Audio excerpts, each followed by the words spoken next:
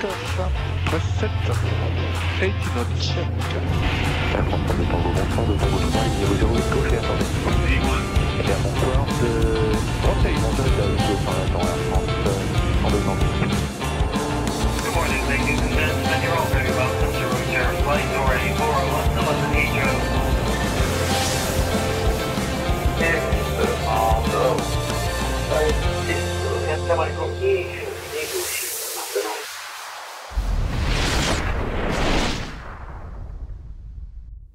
Bonsoir à toutes et à tous, bienvenue dans la zone aéro, merci Natabouille qui déclenche la manche à air de la zone aéro et qui ne souffle pas dans le coup de Nico puisque Nico n'est pas là. Il est en train de faire le débarquement en Normandie, notre ami Nico, et c'est pas une blague. Alors, on va pas dire qu'il débarque, mais il est du côté de la Normandie. Bienvenue à toutes celles et tous qui arrivent et vous avez déclenché un train de hype les amis, bravo à vous. Free Flight qui prend sa carte pour 21 mois déjà. Ça passe tellement vite et vous avez déclenché un train de hype qui en approche. Vous pouvez déclencher l'Airbus, le Boeing de la hype comme vous voulez. Déclencher, vous pouvez monter à l'intérieur. N'hésitez pas à le faire partir. Le temps que je vous accueille comme il se doit dans cette émission de la zone aéro de ce soir. N'hésitez pas aussi, vous qui êtes sur le chat, à faire un petit coucou. Comme ça, je suis sûr de vous voir. Et puis comme ça, j'ai le temps de vous saluer. N'hésitez pas à le faire. Alors, avant toute chose, on salue également les amis qui vont suivre cette émission sur YouTube, puisque, vous le savez, la zone aéro est retransmise également sur YouTube 15 jours après son passage sur le direct, donc bienvenue YouTube. Salut Claudie, salut Alex, bonsoir. Je salue l'équipe de modération que j'ai vue tout à l'heure, notamment...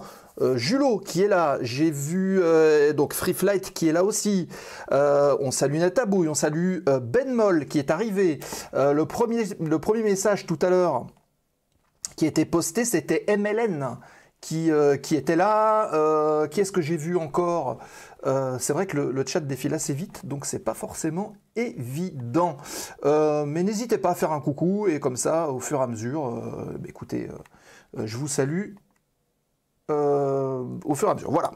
Visiblement, tout a l'air ok. Et on salue également Jordan qui vient d'arriver de la team modération, qu'on remercie encore une fois, sans qui ce serait compliqué de gérer la zone aéro au quotidien. Donc merci à vous les amis. Que vous dire? Bah, évidemment, si vous souhaitez soutenir la zone aéro, vous avez un nouveau moyen qui a été mis à votre disposition. Salut Pierre, The Flying Frog qui est avec nous. Bonsoir de Houston. C'est vrai, t'es vraiment à Houston? Ou alors tu nous fais de la fake news, non? Non, il doit l'être. Il doit l'être. Vous ici. Et bonsoir De Gaulle approche. On en reparlera tout à l'heure. Et bienvenue également à Ezoris. Ezoris qui déclenche. Hop. Tiens, pourquoi ça couper le son? Voilà. Ezoris qui a déclenché le réacteur de follower. Bienvenue. Oui, donc je vous disais différents moyens de soutenir le travail de la zone aéro, tout le travail de préparation, de tournage entre guillemets, de montage qui va derrière. Vous pouvez le faire si le cœur vous en dit évidemment, que si vous le pouvez, mais n'hésitez pas à le faire via notamment Patreon. Merci Julot de poster ce lien sur le chat. Vous tapez la zone aéro Patreon, comme vous le souhaitez, et vous avez différentes possibilités de pouvoir nous soutenir parce que votre soutien est primordial. Je vous rappelle, et j'aime le rappeler, que on anime et on produit cette émission de manière totalement bénévole. C'est pas notre métier de base, ni Nico ni moi, et encore moins l'équipe de modération. On est tous là pour vous, essayer de vous partager au maximum l'aviation via la plateforme Twitch et YouTube aussi, de vous faire rencontrer des gens qui sont sympas et qui veulent aussi partager avec vous leur parcours, leur métier, leur quotidien. Donc merci à eux, merci aussi à vous de pouvoir nous soutenir via Patreon, via Twitch évidemment, avec les subs, avec Prime, encore une fois, vous pouvez le faire. Et puis vous pouvez également nous aider à relayer les émissions sur vos réseaux sociaux, hein. C'est très simple, vous prenez le lien par exemple de la vidéo YouTube qui vous a plu, vous la publiez en disant bah tiens c'est cool, tiens tu connais peut-être pas la zone aéro, bah voilà je te la fais découvrir, donc n'hésitez pas à le faire, et c'est comme ça aussi qu'on augmente les vues et qu'on augmente la connaissance de la zone aéro, parce qu'il y a encore beaucoup de gens qui savent pas forcément que cette émission existe et qui pourraient peut-être être intéressés pour venir poser des questions, des jeunes qui veulent faire un métier par exemple, ça peut être intéressant pour eux. Et bonsoir Capitaine Kelly qui déclenche le compteur, le réacteur à follower. Bienvenue dans la zone aéro, merci beaucoup. Donc ça, tout ça, j'en ai parlé. Alors, évidemment, je vais vous donner une petite news quand même, puisque la fin de saison s'approche. Et oui, vous savez qu'on fait toujours une trêve estivale. Celle de cette année sera au mois d'août, début septembre. Peut-être août-septembre et on reprendra fin septembre, un peu comme l'année dernière d'ailleurs. Et il y aura une dernière émission de la saison. Elle aura lieu, retenez bien la date, le 24 juillet, le mercredi 24 juillet. Émission spéciale un petit peu plus légère, je ne vous dis pas tout de suite le contenu donc de cette émission, mais ça sera la dernière de la saison. Alors, à l'occasion de cette dernière de la saison, on vous a mis en place, et c'était un petit peu une suggestion que vous nous avez faite, en disant, écoutez, c'est bien joli, mais à chaque fois, vous posez des questions aux gens qui viennent, mais finalement, vous parlez assez peu de vous. Donc, je me dis, bon, pourquoi pas peut-être rebondir sur l'occasion pour faire quelque chose, et vous verrez apparaître pendant toute cette émission sur le chat, ou bien, si vous êtes sur YouTube, vous ne voyez pas le chat, donc ce que vous pouvez faire, c'est aller sur le site de la Zone Aéro, lazoneaero.fr, et puis dans le haut, vous avez une rubrique questions. En cliquant dessus, ça va vous ouvrir un formulaire, et vous pouvez poser les questions à l'équipe de la Zone Aéro, c'est-à-dire Nico et moi, mais aussi les modérateurs, mais aussi les chroniqueurs de Push to Talk. Donc, il vous suffit de rentrer le destinataire dans le formulaire, vous tapez son nom, son pseudo, vous posez votre question, et puis une fois que vous avez posé votre question, eh ben, c'est envoyé, et nous on les traitera le 24 juillet prochain. Vous pouvez le faire. Allez-y, c'est déjà ouvert. Il y a déjà des gens qui ont posé des questions, on les en remercie. Donc n'hésitez pas, vous avez jusqu'au 22 juillet pour poser toutes vos questions. Allez-y, faites-vous plaisir, et nous on les abordera lors de cette émission. Voilà, et puis évidemment, qui dit dernière émission de l'année, dit forcément, enfin de la saison en tout cas, dit forcément petit cadeau. On est en train de vous concocter un truc assez sympa du côté gaming, et je vous dis ce soir, regardez bien d'ailleurs, on va le faire comme ça, hop, là on se voit, alors évidemment, tout à l'heure ça marchait, là visiblement la caméra elle a du mal, alors attendez.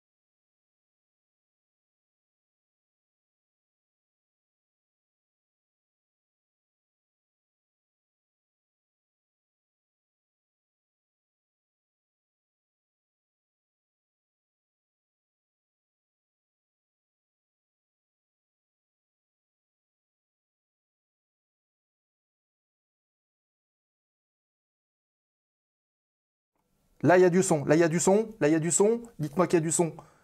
Là, il doit y avoir du son et il y a de l'image. Et même que ça bouge, coucou. Ça marche? Ok, donc je reprends. Le 24 juillet prochain, en plus de l'émission spéciale que nous allons vous proposer, que nous allons réaliser. On va vous proposer d'avoir la chance, pour ceux qui le souhaitent, et puis moyennant certaines conditions, de pouvoir gagner un petit cadeau. Ouais, vous allez vous dire, mais qu'est-ce que c'est que ce cadeau? Eh bien, ce cadeau, regardez bien les amis, ça va être ceci. Hop!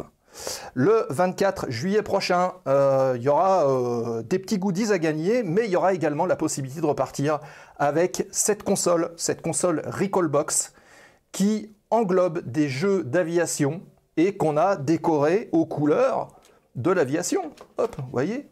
Tac. Donc, modèle unique de la Zone Aéro qui sera à remporter le 24 juillet prochain. Voilà, ça va être le petit cadeau de fin de saison. Ah, plutôt cool. Donc, pour remporter cette console, il y aura quelques conditions dont on vous parlera bientôt. On vous les partagera évidemment. Il y aura des anciennetés de sub, etc. Ce qui est logique, puisque on aimerait récompenser les gens évidemment qui nous soutiennent et qui permettent aussi à l'émission d'exister, de coexister. Vous verrez qu'il y aura un lien entre l'émission du 24 et la console, j'en dis pas plus. Voilà sur ce que je voulais vous annoncer dans les petites nouvelles de la Zone Aéro, et tout de suite, écoutez, je vous propose de découvrir ensemble et de déposer ensemble le plan de vol de l'émission de ce soir.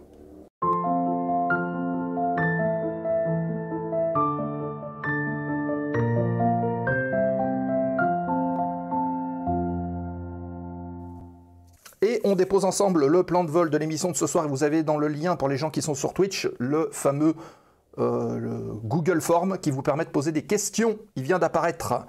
Allez, c'est parti, on le fait apparaître ici. Le sommaire, il est là. Actualité du terminal dans un instant. 5 petites news, dont une peut-être dont vous avez déjà entendu parler cette semaine, mais on va revenir dessus. Dans un instant, l'actualité donc du terminal. Puis la séquence au sol et en vol. Vous vous êtes souvent posé la question de savoir quel est le visage des personnes que vous entendez à la radio qui sont dans les tours de contrôle. Et bien, on va voir avec nous ce soir, puisque c'est Romain Rivière qui sera avec nous dans quelques grosses minutes maintenant. Et on parlera avec lui de son quotidien, de son métier de contrôleur aérien, du métier, de la formation, de tout ce que vous pouvez poser au niveau du contrôle aérien. N'hésitez pas à le faire dans le chat puisqu'on en discutera avec lui. Vous aurez la chance de découvrir son profil et son métier. Voilà, ce soir dans le programme de la zone aéro, séquence au sol et en vol. On va être ensemble donc jusqu'à peu près 22 h, un petit peu avant, un petit peu après, en fonction des questions que vous allez poser. Et il y aura la dernière séquence de l'émission, fort aux questions remise de gaz. Vous le savez, les dernières questions qu'on aborde avec notre invité, et puis évidemment la présentation du programme, sachant que le programme a été légèrement modifié, je vous en parle tout à l'heure, il y a eu quelques modifications et on le découvrira ensemble à la fin de l'émission de ce soir. Voilà pour le programme de la zone aéro de ce mercredi, et tout de suite, on va démarrer par l'actualité du terminal.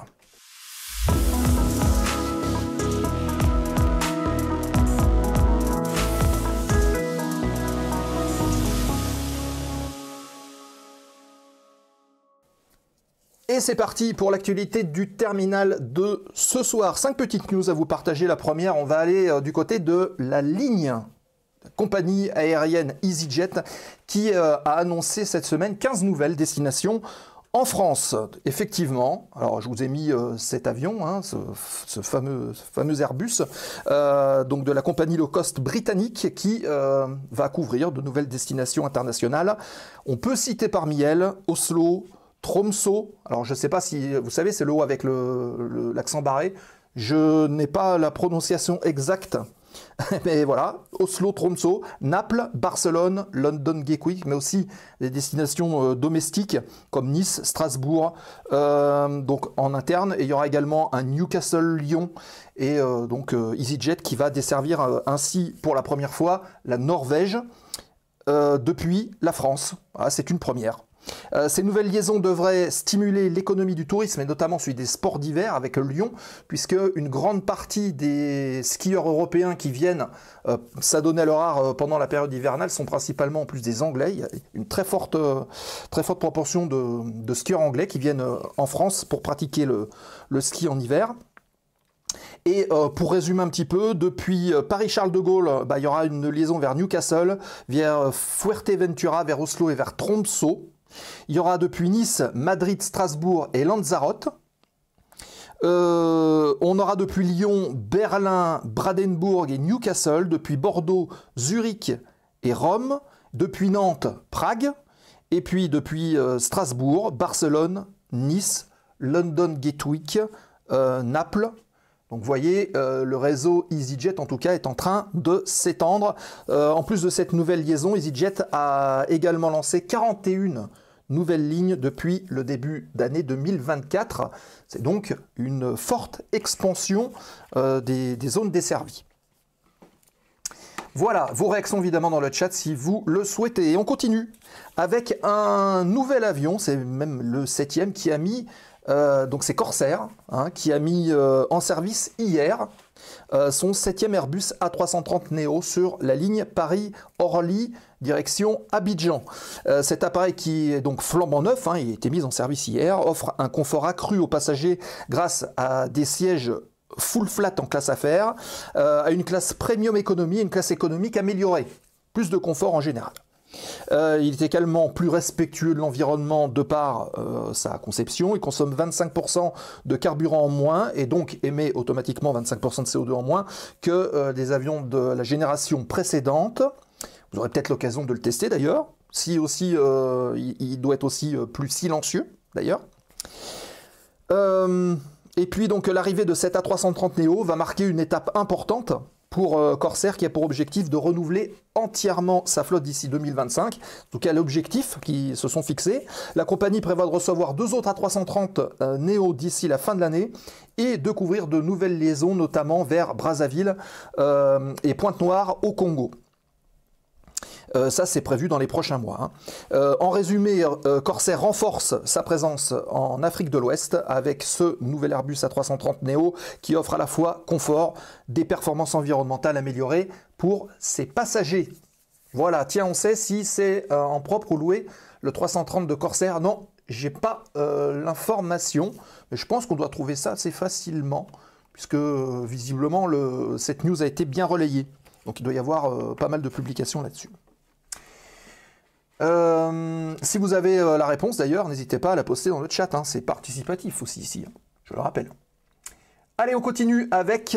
On va passer du côté militaire, les amis. On va parler des Mirage 2000-5 français, comme ce que vous avez sur la photo, à destination de l'Ukraine. Alors...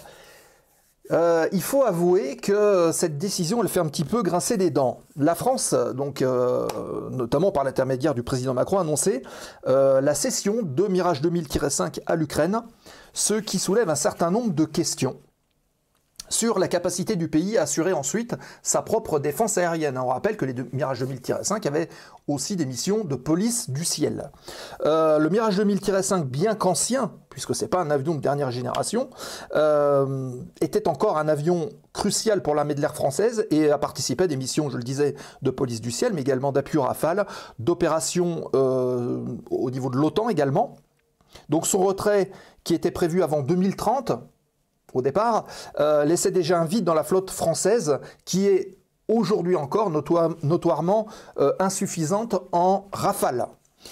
Si l'argument de la performance des missiles RR modernes peut justifier le remplacement du Mirage 2000-5 par des Rafales, il y a une question qui se pose de savoir si la France dispose encore suffisamment de Rafales pour pouvoir compenser la perte des Mirage 2000-5, ce qui paraît logique.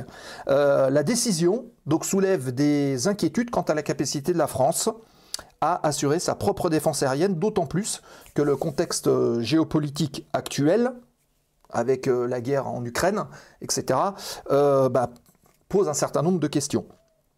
En résumé, la cession des Mirage 2005 à l'Ukraine met en lumière, quelque part, la faiblesse de la flotte des avions de combat français et soulève les questions sur la capacité du pays à se défendre. Que va-t-il advenir ? Qu'est-ce qu'on va faire pour remplacer ça? Eh bien, on le saura dans les semaines qui viennent et on espère avoir des bonnes nouvelles à annoncer. On sait que des Rafales ont déjà été commandés, ça c'est sûr.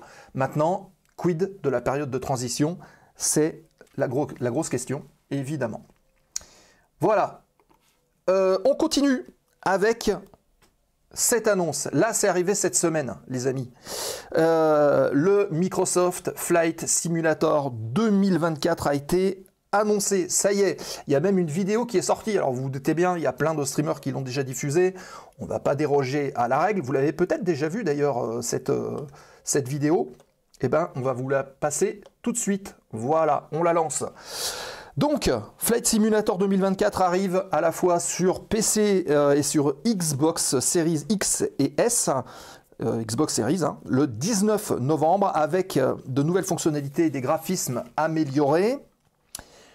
Cette suite, elle était très attendue, évidemment, notamment par certains streamers qu'on a déjà eu. Peut-être Pierre, d'ailleurs, toi, tu l'attendais, ou tu l'attends toujours avec impatience.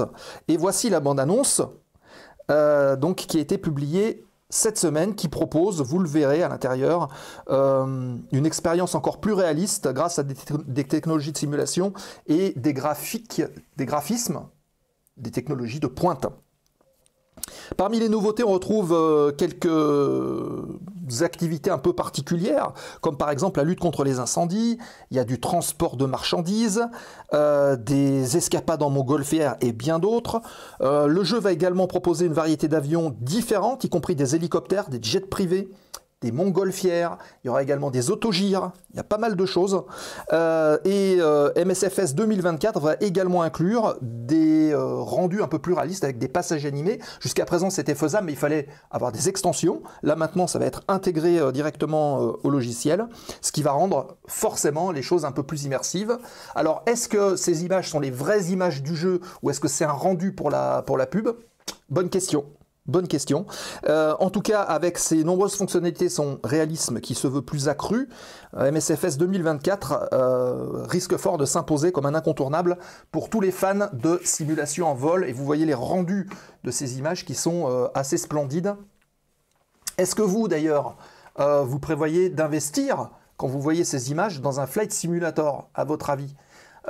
Il me semble qu'ils avaient mis un game footage, voilà, c'est possible aussi. Vous voyez, il y a du tractage de planeur, il y aura des missions, il y aura beaucoup de choses à faire. Vous voyez par exemple les scènes avec les autogires, la montgolfière, le rendu est vraiment pas mal. Je ne sais pas ce que vous en pensez, mais en tout cas, si les images du jeu sont comme ça, in-game, alors à mon avis, il va falloir une grosse machine quand même, hein, pour le faire tourner. Hein. Mais en tout cas, c'est vraiment pas mal. Hein. Alors, est-ce que vous allez investir, les amis? Est-ce que ça vous donne envie de vous y mettre? Ça peut être intéressant. Hein. Voilà, donc le 19 novembre 2024, normalement, ça sera annoncé notamment via le Game Pass de Microsoft. Voilà pour donc cette bande-annonce, hein, toute fraîche, là, qui est sortie il y a seulement quelques jours. Et qui est très chouette, on peut le dire. Allez, on enchaîne avec la dernière petite news de la journée, avec un témoignage. On va appeler ça vol à l'aveugle. Je l'ai nommé comme ça. Et j'aimerais partager avec vous un petit témoignage d'un pilote qui est aux États-Unis et qui va raconter son incroyable atterrissage d'urgence. Et donc, on est parti. Aujourd'hui, j'ai vécu une expérience terrifiante en tant que pilote privé avec 120 heures de vol et 35 heures sur mon nouvel avion, donc un Grumman AA1C que vous voyez sur la photo. Alors, ce n'est pas exactement celui-là, mais c'est le même modèle. Il faut savoir que l'avion était en maintenance pour une directive de navigabilité concernant une inspection du vilebrequin à l'intérieur du moteur afin de détecter d'éventuelles piqûres ou des traces de corrosion. Une intervention assez simple puisqu'il s'agissait de retirer un bouchon du moteur, d'inspecter, puis de remettre un nouveau bouchon. J'ai récupéré, dit-il, l'avion plus tard, 2 jours après, et j'ai effectué mon inspection pré-vol habituelle. Tout semblait normal. Bon. Au décollage, j'ai été autorisé à virer à droite depuis la piste 21 droite et je savais devoir rester en dessous de l'espace aérien de classe B qui était au-dessus. Et ma destination étant à peu près à 30 km, j'ai décidé de rester en dessous de cet espace qui s'ouvre à 3000 puis 4000 pieds plus loin. Donc on imagine des marches d'escalier inversées et l'avion qui s'éloigne comme ça. À peu près une quinzaine de kilomètres de l'aéroport, bien dégagé de la classe Delta, donc la classe contrôlée, j'ai soudainement perdu toute visibilité vers l'avant, le pare-brise se couvrant rapidement d'une espèce de substance inconnue. Qu'est-ce qui se passe? Est-ce que c'est du givre? Bah, impossible. Pourquoi? L'humidité étant très faible et la température dépassait 21 degrés, les deux options restaient de l'huile ou du carburant. Alors qu'est-ce qui se passe? Eh bien, le pilote, qu'est-ce qu'il a fait? Il a décidé d'ouvrir la verrière, de toucher le pare-brise. Et qu'est-ce que c'était? Ben, c'était de l'huile moteur. Évidemment, immédiatement, il a effectué un virage à 180 degrés, qui a fait demi-tour, et il a contacté la tour de contrôle en déclarant une urgence et son intention de retourner sur l'aéroport d'où il venait. Le filet d'huile s'est épaissi, et c'est même infiltré dans le cockpit. Donc on imagine la situation, il est en train de voler, des traces sur le hop, et il y a même de l'huile qui rentre à l'intérieur. C'est pas une situation d'avenir. Ensuite, il avait donc 15 km à parcourir. L'huile s'écoulait, on va dire, sur une zone qui était quand même densément peuplée. Il y avait une ville en dessous, hein, la ville de Cincinnati d'ailleurs, pour ne pas la citer, sans la possibilité d'ailleurs d'atterrir autre que sur une autoroute en cas de pas de moteur. Mais vous imaginez, sur une autoroute sans visibilité, ce que ça peut donner. Il a donc décidé de poursuivre vers le terrain en ménageant le moteur, donc en volant à un régime moteur un peu plus faible, sachant que le temps de vol et son huile étaient comptés, puisque l'un entraîne l'autre. Hein. S'il n'y a plus d'huile, bah, le moteur généralement il ne dure pas longtemps. Il a décidé donc d'effectuer une approche visuelle, autant que faire se peut, sur la piste 21 droite qui était la plus proche, pour obtenir des informations de plan et d'axe central, éventuellement sur les instruments. Finalement, le contrôle aérien l'a guidé en finale, puisqu'il n'avait plus aucune visibilité extérieure, il ne voyait plus rien. Et à 2000 de la piste, et comme il savait en plus que le temps défilait et que le moteur pouvait s'arrêter à tout moment, il a fait une chose, finalement, qui l'a sauvé. Il a débouclé sa ceinture, il a enlevé son harnais, Il a prévenu la tour de contrôle, évidemment, qu'il enlevait son casque, donc il n'allait plus pouvoir les entendre. Il a ouvert la verrière complètement et il s'est levé pour regarder par-dessus le pare-brise. À partir de là, et dit-il, il a piloté l'avion au feeling sans pouvoir regarder ses instruments, donc ne pas avoir de référence de vitesse. Donc en gros, il était debout, la main droite sur le pare-brise et la main gauche sur le manche jusqu'à l'atterrissage. Il a posé l'avion en douceur malgré de l'huile brûlante qui s'évacuait encore et qui lui brûlait le visage. En arrivant, donc, une fois qu'il a maîtrisé et contrôlé la trajectoire de l'avion, il a coupé le moteur en touchant le sol et les secours sont arrivés rapidement. Heureusement, il n'y a pas eu d'incendie. Il est sorti de l'avion, il s'est assis sur la piste et il s'est demandé si ce qu'il a vécu, ce qu'il venait de vivre était bien réel. Et il explique, il dit « Je suis simplement heureux d'être en vie pour raconter cette histoire. Je pense que le bouchon remplacé lors de l'inspection, lors de l'aérodrome, enfin sur l'aérodrome et de la visite, a subi une défaillance matérielle ou possiblement une erreur d'installation. Et en gros, il a tenu 8 minutes en vol. Voici les images de l'avion au moment où l'avion s'est immobilisé sur la piste. Vous voyez un peu à quoi ça ressemble, un avion qui a perdu son huile. Donc imaginez ce que ça peut donner en vol. Je pense que ce petit témoignage était intéressant à partager, puisqu'on voit que finalement, quand les choses s'aggravent, il faut prendre des décisions, et ces décisions ne sont pas toujours bonnes à prendre, donc des fois il faut revenir un peu aux fondamentaux. Et puis heureusement, cette expérience se termine bien pour lui, et on en est bien heureux. Voilà, bon, c'est quand même assez impressionnant toutes ces couleurs d'huile. Voilà pour ce petit témoignage de vol à l'aveugle en Grumman AA1C aux États-Unis.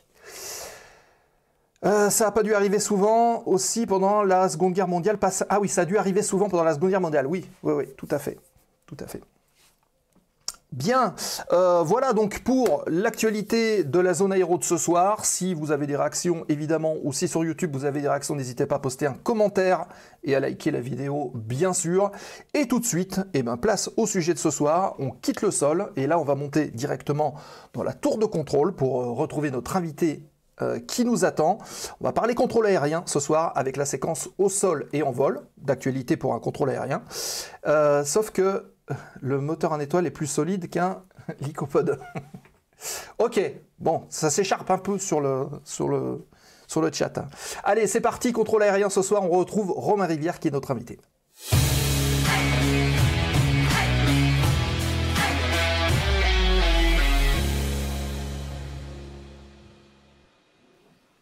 Et il est là, regardez, il est ici. Salut Romain. Bonsoir, bonsoir à tous. Merci d'être présent et de venir partager un petit moment avec la zone aéro et toute sa communauté qui est là. Avec plaisir, merci de m'accueillir. Eh bien écoute, tout le plaisir est pour nous et écoutez, pendant que le chat va te saluer dans un instant, quelle entrée en scène. Ah bah oui, quelle entrée en scène. Et en plus guitariste. Oui, c'est ça, on voit la guitare derrière. Je te propose de faire, à la bonne habitude, une petite présentation. Donc on va déclencher le petit compteur juste là en dessous. Et en 1 minute, tu te présentes pour nos viewers. Et après, on rentre dans le vif du sujet, on démarre les questions. Ça te va? Allez, c'est parti.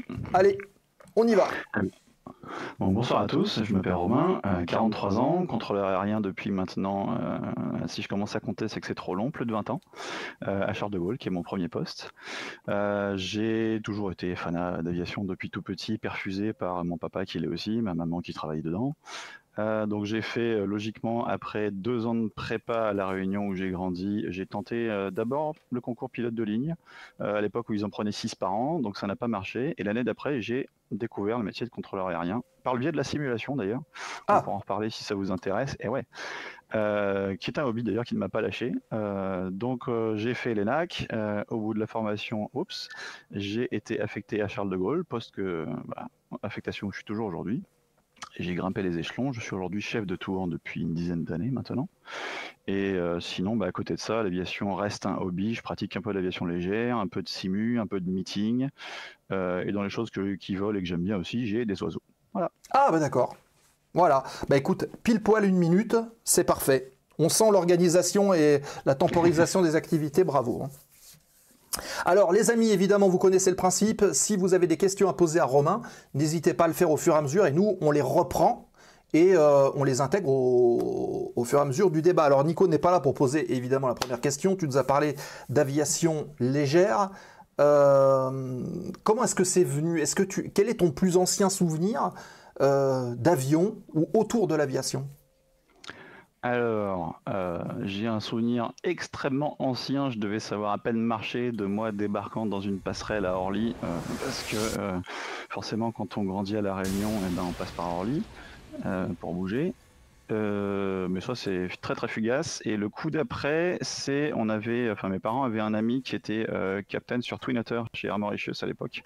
Ouais. Et donc, je me rappelle avoir fait un segment un bout du Maurice Réunion. Assis à côté de lui, aux commandes entre guillemets d'un Twin Otter. D'accord. C'est le plus loin que je puisse remonter. Je devais avoir 6 ans. Ah, c'est déjà pas mal. On salue J'entends rien 83 qui vient d'arriver. Bienvenue à Hamoud 39 et merci pour le follow. Première question. Alors c'est Pierre qui la pose, mais ça veut dire quoi, chef de tour? Parce que c'est vrai que c'est ce qu'on a mis en incrustation et tu en as parlé. Oui, tout à fait. Chef de tour, c'est un des 2 responsables opérationnels en temps réel de la plateforme pour tout ce qui est exploitation contrôle aérien. Je dis un des 2 parce que on a une salle d'approche. Il faut savoir que le contrôle d'approche à CDG, c'est quand même quelque chose d'assez. La zone de responsabilité est assez gigantesque, donc il y a besoin d'avoir une dizaine de positions radar. Donc c'est dans une salle à part. C'est quoi à peu près, juste pour qu'on ait à peu près un ordre d'idée? C'est-à-dire la zone que tu dis, c'est une zone gigantesque. C'est une zone qui couvre quoi? Le radar de l'approche initiale, il fait à peu près 80 nautiques de rayon. Ouais. Donc ça va loin. Ouais. Donc il y a un chef en salle d'approche, un chef en tour, et alors petit 1, c'est la personne vers qui on se retourne quand il y a un truc qui va pas. Typiquement un pilote qui dit j'ai une panne de volet, je sais pas si le train est bien sorti, etc. Chef, au secours. C'est aussi ces 2 chefs là qui vont décider de quelque chose d'assez crucial, qui est la configuration des pistes. Est-ce qu'on est face à l'est ou face à l'ouest à Roissy, puisque les pistes sont orientées est-ouest. Donc en fonction du vent et d'autres critères, décider de ça se fait pas en un claquement de doigts, ça prend à peu près 10 minutes, donc c'est une sacrée opération. Et puis gérer le quotidien des missions de drones qui font du travail aérien, voire des avions, voire des hélicos qui passeraient à proximité.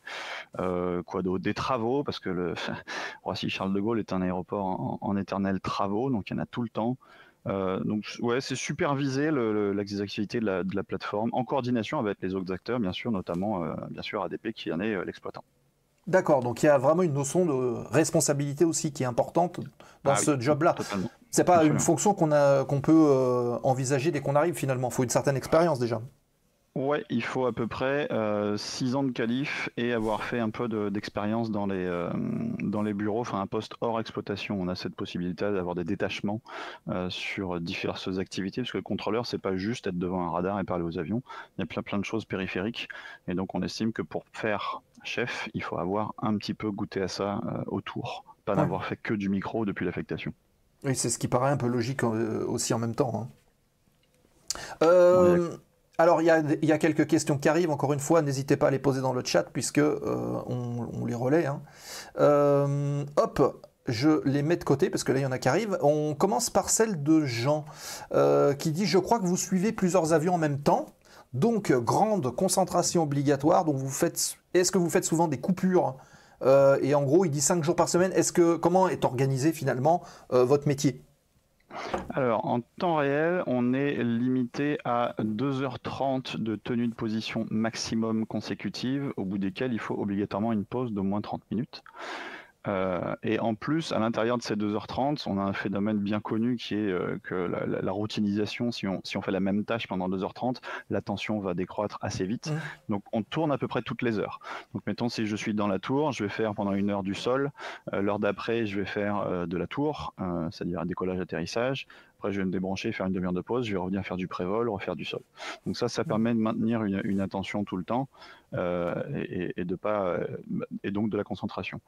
Pour ce qui est du rythme par semaine, en fait, nous on travaille, Roissy en tout cas est un aéroport qui est ouvert H24, 7 jours sur 7. Donc on a un cycle de travail qui est chez nous basé sur 12 jours. Moyennement, alors sur une semaine, on fait en tout cas, nous on est à 32 heures, pas 35. Et donc sur une semaine, potentiellement, je vais faire 5 jours. La semaine d'après, j'en aurai que 3 parce que j'aurai une nuit et donc il y a le repos derrière. Mais le cycle de travail, il est pas calé sur la semaine, il est calé sur ces 12 jours-là. D'accord. Ok. Bon, déjà, on a pas mal de réponses. Est-ce que... hop, on va faire apparaître celle de Pierre. Autre question, n'as-tu jamais eu envie de contrôler ailleurs que Charles de Gaulle? Est-ce que, effectivement, Charles de Gaulle, c'était un de tes objectifs de carrière, en disant, moi, je veux aller là-bas, je veux faire ça? Et est-ce que tu te dis, là, maintenant que j'y suis, j'y reste? Ça commence à me démanger doucement.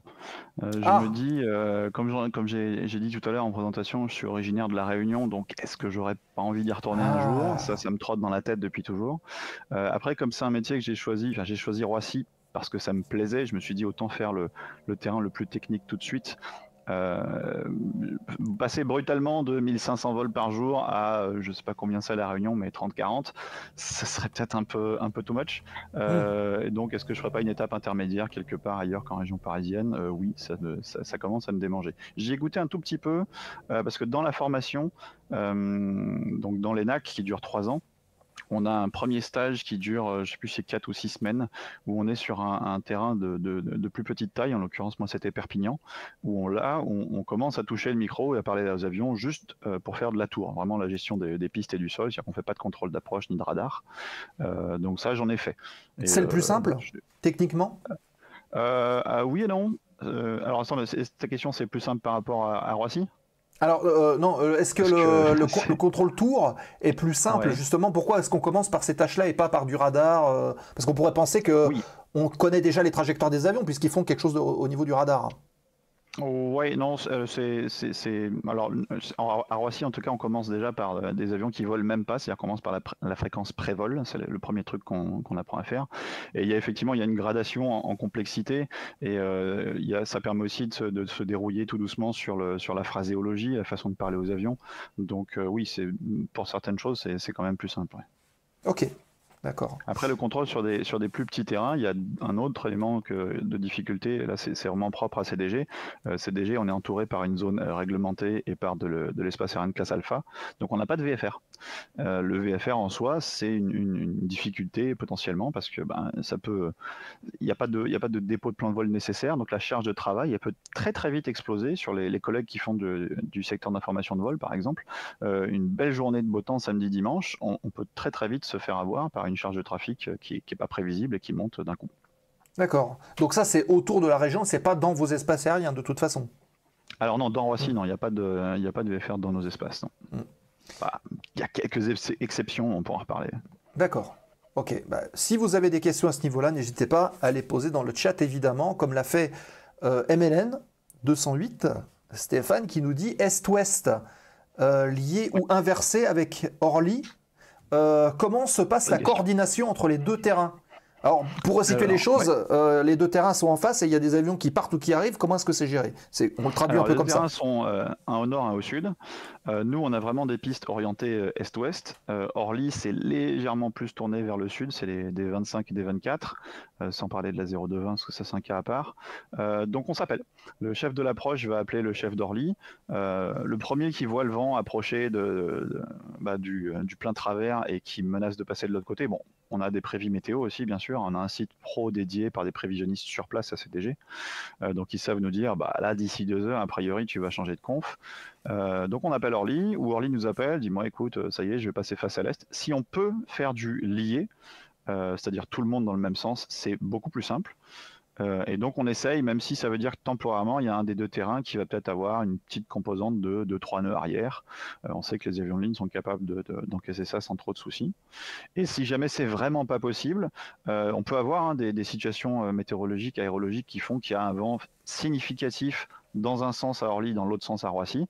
Et bien là on a les configurations inverses. Donc on a un terrain dans une conf et l'autre terrain dans l'autre.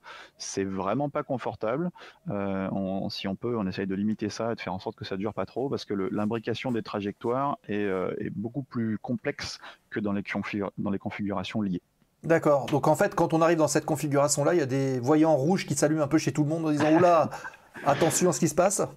Ouais, c'est un peu ça. On en parle effectivement à la relève. Alors déjà, c'est marqué sur le radar. On profite de Paris est dessiné sur notre radar parce que Paris, c'est survol interdit en dessous de 6500 pieds. Donc on écrit là-dessus deux petites lettres, W pour ouest et E pour est, et à côté I ou L pour inverse ou lié. Donc ça, c'est sur le radar. Et quand c'est en inverse, on dit aux collègues qui relèvent, attention, on est en est inverse, donc méfie-toi, il y a ça, ça, ça. Et puis on sort, on a des petites fiches réflexes avec les choses différentes par rapport à la conf liée, etc., histoire bah, de réactiver ses connaissances juste avant de prendre la position pour pas se faire piéger, quoi. Alors, je rebondis justement sur ce que tu es en train de dire, sur l'échange en fait d'informations, puisqu'effectivement, il y a des relais, tu t'en as parlé tout à l'heure avec les temps, les temps d'enchaînement. C'est une étape que vous considérez comme fondamentale, justement, ce passage de relais, ce passage d'infos d'un contrôleur à l'autre? Oui, oui, plutôt, oui. Parce que c'est là où, enfin, ça fait partie des. Là, on rentre dans ce qu'on appelle les facteurs humains, source, ou en tout cas facteurs contributifs de pas mal d'incidents, voire d'accidents. Si on rate une information cruciale à la relève, ça ouvre la porte à diverses choses très désagréables. Donc, quand la situation est normale, ça peut aller très très vite. Dire voilà, on est face à l'ouest, le QNH s'étend, ça se passe bien, le vent n'est pas très significatif. Par contre, dès qu'il y a des choses un peu piégeuses, typiquement des activités orageuses, mettons, là tout le monde est vide dans tous les sens, là ça devient très compliqué. Situation inverse, des zones d'activité, je parlais des VFR tout à l'heure, on en a quelques-uns, dérogatoires, donc des planeurs chez nous, des activités de voltige, pardon, tout ça. Qui rentre un petit peu dans la classe alpha. Donc tout ça, ouais, la relève, c'est un moment à pas prendre à la légère. Et donc on dit bien à la fin, enfin en tout cas on essaye de dire, c'est bon, est-ce que tu as tout vu, est-ce que tu es d'accord? Oui, je suis d'accord, toc, je prends la relève. D'accord. Les vols sanitaires, on va dire, les vols SAMU, trucs comme ça aussi, ils peuvent être en VFR, mais c'est du VFR spécial? Enfin, c'est un statut spécial? Alors, ils ont, de toute façon, s'ils sont effectivement sous statut, alors on dit plus Evasan, d'ailleurs ça s'appelle Medevac maintenant. Alors tout ce qui est Evasan, pareil, enfin, j'ai utilisé le mauvais terme, tout ce qui est évacuation par hélico, souvent ils sont en VFR, donc ils se débrouillent pour pas rentrer dans nos espaces. Maintenant, il arrive qu'il y ait des cas dans l'emprise de l'aéroport, ou en tout cas à proximité immédiate, où là l'hélico il a besoin pour sa mission de rentrer chez nous. Et ça, c'est bien prévu dans la réglementation, dans les conditions de pénétration de nos espaces et de la R275. Mission de sauvegarde des vies humaines. Et ben oui, bonjour, SAMU Île-de-France a rappelé tel point, etc. On le fait rentrer sur le terrain, il fait ce qu'il a à faire et il repart. Ouais, ok. Alors, question de J'entends rien, et si, comme j'entends rien, vous voulez poser vos questions, n'hésitez pas à le faire dans le chat, parce que je vois qu'il y a pas mal de gens qui arrivent. Si un pilote n'est pas OK avec ce que vous dites, par exemple pour atterrir, qui a le dernier mot? Ça, c'est une bonne question. Alors, techniquement, moi je suis dans la tour, lui il est dans l'avion, s'il décide de faire ce qu'il veut, je ne peux pas l'en empêcher. Maintenant, tout est fait pour qu'on n'arrive pas à ce genre de situation-là. C'est extrêmement rare. Si jamais ça devait arriver, de toute façon, ce sera logué, débriefé, analysé derrière pour savoir comment on en est arrivé là. Mais on travaille ensemble, on n'est pas opposé pilote versus contrôleur. On est les yeux des pilotes, ils le disent d'ailleurs volontiers. Donc non, on coopère jusqu'à ce que la situation soit claire pour tout le monde. Et normalement, quand il s'agit de se poser, à moins qu'il y ait eu un loupé, alors pas d'accord, c'est vraiment rare. S'il y a eu un loupé, un pilote qui a oublié de sortir, bon, avec toutes les alarmes d'aujourd'hui, ça serait pas le cas, mais qui a oublié de sortir le train, on lui dit bah non, vous posez pas, alors qu'il avait envie de se poser. Ou à l'inverse, il voit quelque chose sur la piste que nous on voit pas parce que condition météo qui fait que, et lui il dit non, je me pose pas parce qu'il y a quelque chose. Dans tous les cas, c'est le pilote qui a le dernier mot, mais on en parle. On se bat pas contre eux, quoi. Alors, est-ce que c'est fréquent, par exemple, un avion doit se poser, il est obligé de remettre les gaz pour des raisons X ou Y? C'est quotidien, c'est hebdomadaire, c'est mensuel, c'est... Alors les remises de gaz, pour plein de raisons, il peut y en avoir une à plusieurs par jour. Les raisons, elles sont extrêmement variées. Ça peut être la cabine qui est pas prête parce que monsieur ou madame à l'arrière a décidé d'aller au petit coin malheureusement en dernière minute. Ça, c'est un grand classique. L'approche n'est pas stabilisée au plancher de stabilisation parce qu'il y a eu un coup de vent, parce qu'il a fallu réduire plus tard que prévu, plein d'autres raisons encore.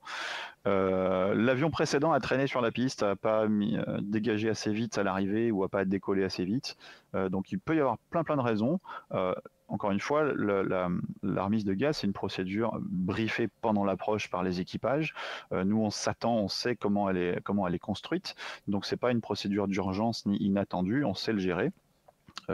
Et donc, quand ça arrive, il revient dans la séquence. Alors, c'est un peu long parce que il y a du monde sur les axes jusqu'à une quinzaine de nautiques. Donc, la remise de gaz, ça peut prendre un bon quart d'heure. Donc, c'est occasionnel, mais c'est pas un gros événement en soi. Ok, on parlait justement, tu disais que ça prend un quart d'heure pour faire une remise de gaz, mais quelle est la densité du trafic? Combien d'avions vous gérez quand vous êtes à ce poste-là? Alors, ça dépend des secteurs. On va dire un des secteurs les plus dynamiques, c'est ce qu'on appelle l'ITM, c'est-à-dire l'approche intermédiaire. C'est le contrôleur qui va prendre les avions depuis l'approche initiale et leur faire intercepter l'ILS. Donc ça, les choses peuvent aller très très vite. Il y a beaucoup d'avions dans un espace très restreint, et là, on dit c'est 8 avions par contrôleur maximum à l'instant T. Ouais. En revanche, s'il y a des avions qui sont au roulage vers la piste, vers le terminal, là, si on en a 10-12 en même temps sur le micro et qu'il ne se passe pas grand-chose, on n'a pas besoin de leur parler en continu, ça peut ne pas se sentir. Donc c'est très très variable d'un secteur à l'autre. D'accord. Et pour la personne qui est dans la tour, ça représente des décollages et des atterrissages tous les combien de temps à peu près ? Alors ça, c'est très, très bien chiffré. Roissy, on a donc 2 paires de pistes. À chaque fois, il y a une grande piste pour les décollages qui fait 4 km 2, une plus petite qui en fait 2,7 pour les atterrissages. Et donc sur chaque, on appelle ça des doublets, sur chaque doublet, on pose un avion toutes les 95 secondes par beau temps. Ouais. Et on en décolle un petit peu plus. La capacité de décollage, c'est 38 décollages par heure. Donc je vous laisse faire le calcul en secondes exactement de ce que ça fait. Ouais. D'accord. Ok. Ouais. N'hésitez pas à poser vos questions, les mettre de côté évidemment. Est-ce que tu fais également de l'instruction? Parce que oui, effectivement, on parlait de la transition d'un poste à l'autre, mais encore faut-il être formé. Comment est-ce que ça se passe? Alors, dès qu'on est qualifié, donc très très rapidement, la formation, on commence par faire du prévol, du sol, du LOC, c'est-à-dire du local, la gestion des pistes. Ensuite, on fait simultanément le secteur départ et le secteur approche. On est d'abord qualifié départ, puis approche. Une fois qu'on a fait tout ça, donc on sait tout faire, on a une qualif dite PC, premier contrôleur. Dès qu'on est PC, on va faire un stage à l'ENAC pour faire de l'instruction sur position, parce qu'il y a quand même des choses à savoir sur le fait d'être instructeur, comment on gère une situation d'instruction, qu'est-ce qu'on fait quand l'élève fait des erreurs, etc. Il y a beaucoup de facteurs humains là-dedans. Et une fois qu'on a fait ça, on peut, à partir de PC, on peut faire ce qu'on appelle de la double, c'est-à-dire de la double fréquence ou de la double position sur toutes les positions en tour. Une fois qu'on a 1 an d'expérience, on peut aussi faire de la double sur le départ. Une fois qu'on a 2 ans, on fait de la double sur la totalité. Et ça, c'est statutaire, c'est-à-dire que tout le monde est formé à être instructeur sur position, et donc tout le monde peut être amené à en faire. Et en plus de ça, par contre, on a, je parlais tout à l'heure des détachements. Donc on a des contrôleurs qui sont détachés à la subdivision instruction. C'est-à-dire que ça reste des contrôleurs, ils maintiennent leur qualification, ils font du micro tout seuls régulièrement, mais ils passent une bonne partie de leur temps à faire de la formation notamment initiale et du suivi aux contrôleurs stagiaires. Alors stagiaire, attention, ça ne veut pas dire stagiaire à l'école pendant 3 semaines, c'est stagiaire au sens de fonctionnaire, c'est le statut. Donc c'est les élèves en gros qui sortent de l'ENAC, ils ont ce statut-là et donc ils sont suivis un peu plus particulièrement bien sûr par des gens dont c'est plus l'activité au quotidien. Ok, on reparlera justement de ce volet formation et du contenu peut-être de ces formations, du temps de formation, comme ça se passe à l'ENAC, parce que de toute façon, il n'y a que cette école-là en France. Oui, tout à fait. Ouais. LNG, ça doit être ça. Combien de contrôleurs y a-t-il à CDG? Est-ce que vous vous connaissez tous?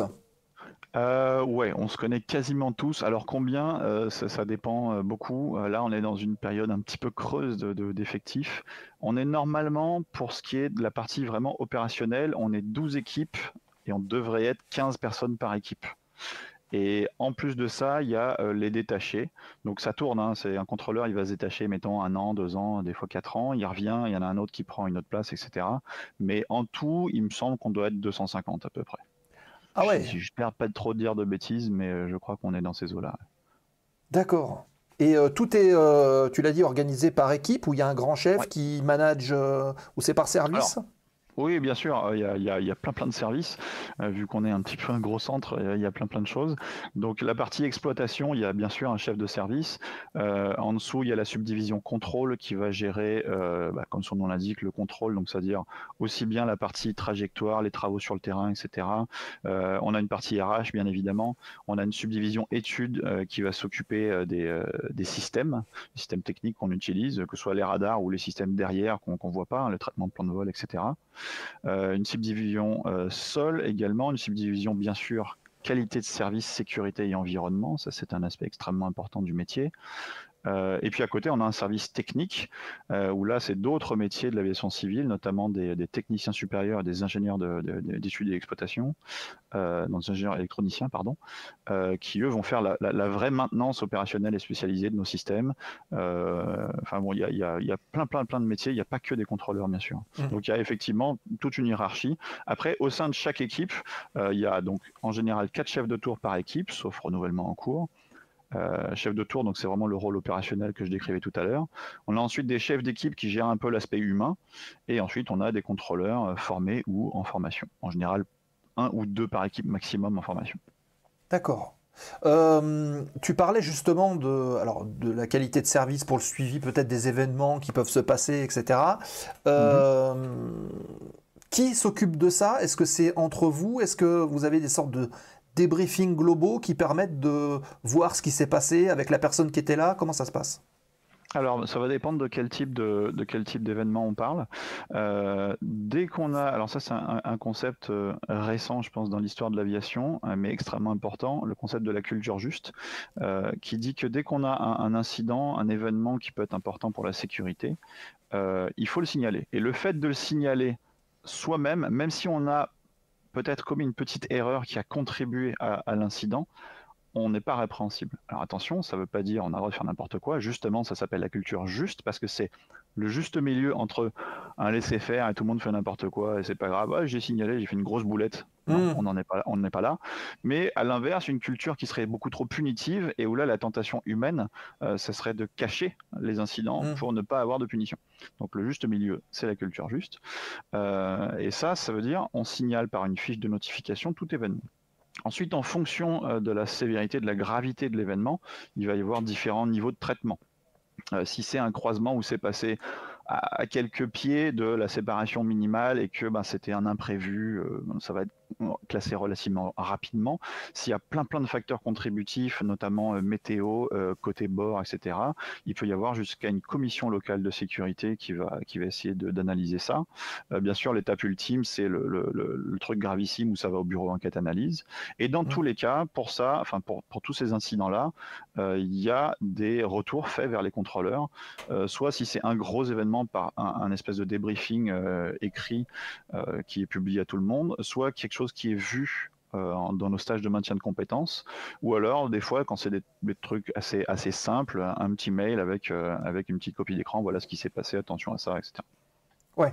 Et pareil, même question que tout à l'heure sur la fréquence, ce sont des choses compte tenu de l'importance du trafic qui reviennent régulièrement ou c'est vraiment sporadique au sein d'activités? Alors ça dépend de quoi on parle. Des événements justement, l'appel à la qualité. Oui. Alors, des événements, il y en a tous les jours, parce qu'on signifie, on notifie toutes sortes d'événements, même des choses très mineures. Donc oui, on des fiches de notification, on en fait tous les jours. Ouais. C'est pas forcément grave, c'est pas forcément bien méchant, mais c'est tiens, on a détecté un truc, là il s'est passé quelque chose, voilà, on le note, ça part, c'est traité, et puis ça servira à augmenter la sécurité du système in fine quand ce sera intégré au process, quoi. Ok, voilà. Donc en fait, chaque acteur chaque personnel est partie prenante dans la sécurité globale. Oui, absolument. Ok. MLN 208 qui nous pose cette question. Orly fermant à 23h30, certains ne peuvent respecter l'horaire, souvent sont déroutés sur Charles de Gaulle. Comment est-ce que vous pouvez gérer ce surplus de trafic qui pour le coup n'est pas forcément prévu? C'est pas très, c'est rarement 25 avions, hein. Alors on a eu une nuit là, le 1er mai qui a été assez horrible, où on en a récupéré 16. Et ça s'est Pas mal. Ouais, ça s'est fini très très tard ou très très tôt le matin. Mais globalement, la nuit, à partir de 23h30, une fois que la dernière pointe de gros porteurs long courrier là est partie, le trafic il baisse quand même un peu. Alors attention, hein, on fait quand même énormément de fret la nuit, donc il y a beaucoup de monde. Mais si on rajoute 2 ou 3 déroutements d'Orly, ça se sent pas vraiment d'un point de vue contrôle. Après, par contre, comment c'est géré à la touchée, c'est-à-dire à l'escale, ça c'est pas de notre ressort à nous. Et des fois, peut-être que c'est pas prévu, ils n'ont pas prévu assez de bus ou choses comme ça, et là ça peut être un peu plus long. Et là malheureusement, alors nous on est à l'interface, donc on a un équipage qui nous dit ça fait 1 heure qu'on attend le bus. Bon, bah oui, on essaie de relayer, on essaie de débloquer les choses, mais c'est pas de... On fait ce qu'on peut pour appuyer leurs demandes, quoi. Ok. C'est pas, d'un point de vue contrôle, c'est pas très très gênant. Alors, avant de continuer, ah oui, j'entends rien qui nous dit ça m'est arrivé, c'est pas génial. Donc, effectivement, oui, c'est pas génial. Complètement. Pour les équipages non plus, il faut penser. Alors, les passagers, bien sûr, ils ont payé, mais les équipages aussi, hein, rentraient, parce qu'il faut qu'ils aient récupéré leur voiture à Orly, le Roissy-Orly, à 1h du mat, mettons, ça fait jamais très plaisir. Ouais, c'est bien sûr. J'ai une question d'ailleurs à ce propos, puisqu'on parle d'augmentation de trafic, il y a les JO qui arrivent à grands pas. Est-ce que vous avez un dispositif spécifique qui va être prévu pour ces JO, puisqu'il y a des avions qui vont venir du monde entier, peut-être même des avions qui n'étaient pas prévus initialement? Oui, mais on est dimensionné, ce qu'on appelle, on fait un armement à la pointe, c'est-à-dire qu'on a suffisamment de contrôleurs à l'instant T pour gérer le maximum que CDG est capable d'absorber. Donc tout à l'heure on parlait de 95 secondes entre 2 arrivées, ça fait une moyenne en tout cas à 76 arrivées heure. Et ben à tout moment on a des contrôleurs pour dire voilà, il y a 76 avions qui arrivent, on les prend.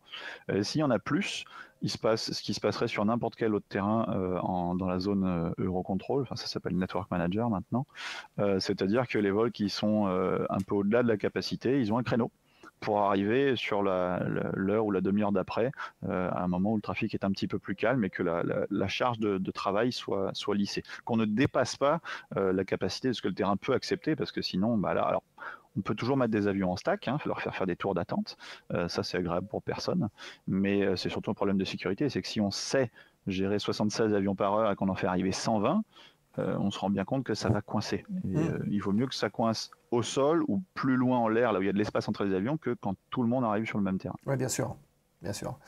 C'est Slack qui pose cette question. J'ai appris qu'il y avait un itinéraire pour faire le tour de Paris en VFR en hélico seulement. Est-ce que c'est vous qui gérez aussi ces trucs-là? Alors, c'est pas Roissy.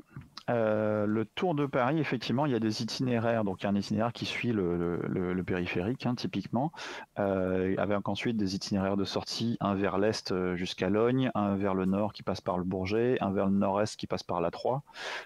Et ça, c'est séparé. La partie nord, ça va être géré par le Bourget, et la partie sud par Issy-les-Moulineaux et Orly. Ok. Donc, c'est contrôlé, mais c'est pas Roissy qui gère directement. Issy-les-Moulineaux, ils font que de l'hélico, eux, hein? Ouais. La seule chose qu'on va gérer nous à Roissy, c'est vraiment si un hélicoptère rentre dans la zone de contrôle de Roissy pour venir s'y poser, pour traverser, pour faire une mission quelconque, mais sinon on va pas au-delà. Et ça arrive régulièrement, ça? Non, c'est beaucoup plus rare. En fait, ce qu'on avait beaucoup avant, c'est ce qu'on appelait des missions photo, des missions de travail aérien, qui nécessitaient l'hélico pour sa maniabilité et sa capacité à aller très lentement à basse hauteur. Et maintenant, on a énormément de ces activités-là qui sont faites par des drones. Je regardais tout à l'heure, j'étais en service ce matin. Sur la journée, j'ai compté plus d'une trentaine de missions de drones activables. La plupart d'ailleurs sont tellement bas qu'on n'a même pas besoin de le savoir en temps réel. On a un numéro de téléphone à appeler si jamais il y a un pépin. Mais en tout cas, ça permet de faire tout ce qui était prise de vue, surveillance de matériel, etc., qui se faisait avant avec du matériel lourd, tel qu'un avion ou un hélico. Maintenant, ça se fait avec un drone, c'est beaucoup moins impactant et beaucoup moins cher. D'accord. Looping qui nous redemande comment est-ce que ça va se passer, je pense notamment au niveau des JO, s'il y a besoin de renfort, est-ce qu'il y a d'autres contrôleurs, d'autres terrains qui vont venir prêter main forte ou c'est déjà prévu? Non, c'est déjà prévu qu'on ait le droit d'avoir moins de congés que ce qu'on a d'habitude. Ah, d'accord. Pour les vacations où ça coince, on a le droit à un absent en moins par équipe sur ces jours-là. Donc il n'y a pas besoin. Mais vous allez récupérer quand même après. Est-ce qu'on va... Oui, si, c'est prévu. Ouais. Ah, bon. Ouais. Donc du coup, vous allez travailler, vous n'allez pas pouvoir foncièrement aller voir les JO? Ou allez vous baigner dans la Seine? Non. Il y a après, sur une journée donnée, donc sur une équipe de 15, il pourrait y avoir 4 absents par exemple. Là, il n'y en aurait plus que 3 ou c'est 5 puis 4. Je m'embrouille dans les chiffres là. Mais il y en a toujours 3 ou 4 qui peuvent poser des congés s'ils veulent y aller. Mais c'est pas tout le monde. Si une équipe qui est censée travailler, parce que donc dans le cycle de travail là, si ça tombe sur un jour off, ben, tout le monde peut y aller. Sinon, ben, ceux qui bossent, tant pis. Voilà. Une prime, nous dit du coup Looping. Si seulement. Alors, hop, j'enregistre les questions au fur et à mesure. The Flying Frog, la question qui fâche. Charles de Gaulle tout en anglais, est-ce que ça serait pas mieux pour la SA, donc des pilotes étrangers? Oui, ça serait foncièrement mieux. Ça a déjà été... Alors SA, je ne sais pas si tout le monde maîtrise, mais c'est Situational Awareness, donc la conscience de la situation. C'est évident que si tout était dans la même langue, tout le monde comprendrait. Il y a eu une tentative qui, moi, j'ai pas vécu, je crois que c'est juste avant que j'arrive à CDG, qui a très très vite été arrêtée. Il me semble qu'une des raisons principales, c'était que les compagnies francophones, quand on les appelle en anglais, ben, ça réagissait pas très très vite parce qu'ils n'ont pas l'habitude d'entendre leur indicatif en anglais à CDG. Et or, quand on fait de l'interception d'approche ILS, par exemple, on a besoin que ça percute rapidement, quoi. Donc là, on s'est rendu compte que ça donnait un problème de sécurité et qu'il faudrait éventuellement le refaire plus tard en le préparant différemment. Il y aurait dû avoir une deuxième tentative il y a une dizaine d'années, je crois. J'étais dans l'étude de sécurité et il a été identifié un problème potentiel, c'est que les fréquences... On n'a bien sûr pas l'enquête fréquence pour faire tous les secteurs, toutes les tâches qui nous incombent, et on va pouvoir les regrouper ensemble par trafic faible quand il y a besoin que d'une seule personne pour gérer N secteurs. Alors, je ne sais pas si c'est normal que ça devienne tout noir là, mais bon, je te le dis au passage. Ah super. Et donc c'est sur les fréquences sol notamment, on va avoir des gens qui sont francophones parce qu'on ne leur demande pas d'apprendre l'anglais pour leur métier. Typiquement. Les véhicules qui circulent en écoute de fréquence pour les inspections de pistes, les travaux, les déneigeuses, les tracteurs qui tractent les avions depuis la maintenance jusqu'au parking, etc. Tous ces gens-là, ils trafiquent sur la fréquence en français. Et à ce jour, il n'y a aucune obligation réglementaire de pratiquer l'anglais. Donc ça veut dire que si on faisait le tout anglais là aujourd'hui, on aurait quand même ces gens-là en français pur. Et donc... avec le jeu des regroupements de fréquences, on se retrouverait quand même avec du français à n'importe quelle heure de la journée potentiellement. Et le résultat de l'étude, ça dit, bon, bah, en fait, la SA, certes, elle sera un peu augmentée, mais elle sera un peu dégradée par là. On en reparle plus tard. Donc en fait, c'est déporter le problème pour ne pas le résoudre, quelque part. C'est ça. Alors pour l'instant, du coup, on est dérogateur, parce qu'il y a une règle, je sais plus, je crois que c'est le hasard, hein, quelque part, qui dit qu'à partir de temps de mouvement annuel, il faut que ce soit tout anglais. Donc nous, pour l'instant, on est dérogatoire à ce truc-là jusqu'à ce qu'une solution pérenne soit trouvée. Ouais. D'accord. Mais ça se décide, c'est au-dessus de moi que ça se passe. D'accord. Encore une fois, et on salue Greg 11 Fly qui vient d'arriver et qui vient de follow la chaîne. Merci beaucoup et bienvenue dans la zone aéro, cher Greg. Stéphane, MLN 208, un de mes amis termine l'ENAC, donc l'École nationale de l'aviation civile, pilote et contrôleur. Cette année, son rêve est d'être affecté à Charles de Gaulle. Sais-tu s'il y aura des postes à pourvoir ? Je ne suis pas sûr du tout. Alors déjà, j'ai pas les chiffres là. J'avoue que c'est quelque chose qui est décidé là aussi par les RH, mais à l'échelon central, à Farman, hein, en gros, à la DGAC. Je saurais pas dire. Il y en aura peut-être, mais j'ai entendu parler de 2 ou 3 par-ci par-là. C'est pas moi quand je suis arrivé, c'était 8 par promo et c'était 4 promos par an. C'était un peu l'usine. Là, ce sera beaucoup moins. Mais très franchement, je sais pas. Et en plus, ça peut complètement varier d'une promo sur l'autre. Donc même si je disais oui, il y aura des postes, typiquement, nous, on était donc 4 promos. Il y avait Reims aussi. Reims, c'est un centre où ça renouvelle beaucoup. Et ben sur les 4 promos, il y a une promo où il n'y a pas eu de poste à Reims, c'était la nôtre. Donc même s'il y avait des postes à Roissy, d'une promo à l'autre, ça peut sauter une promo. Il y a rien de certain malheureusement. Là, il faut attendre la liste de postes à la fin de la scolarité. C'est en fonction des besoins et des rotations, peut-être des départs en retraite aussi. Ouais. C'est ça. Ouais.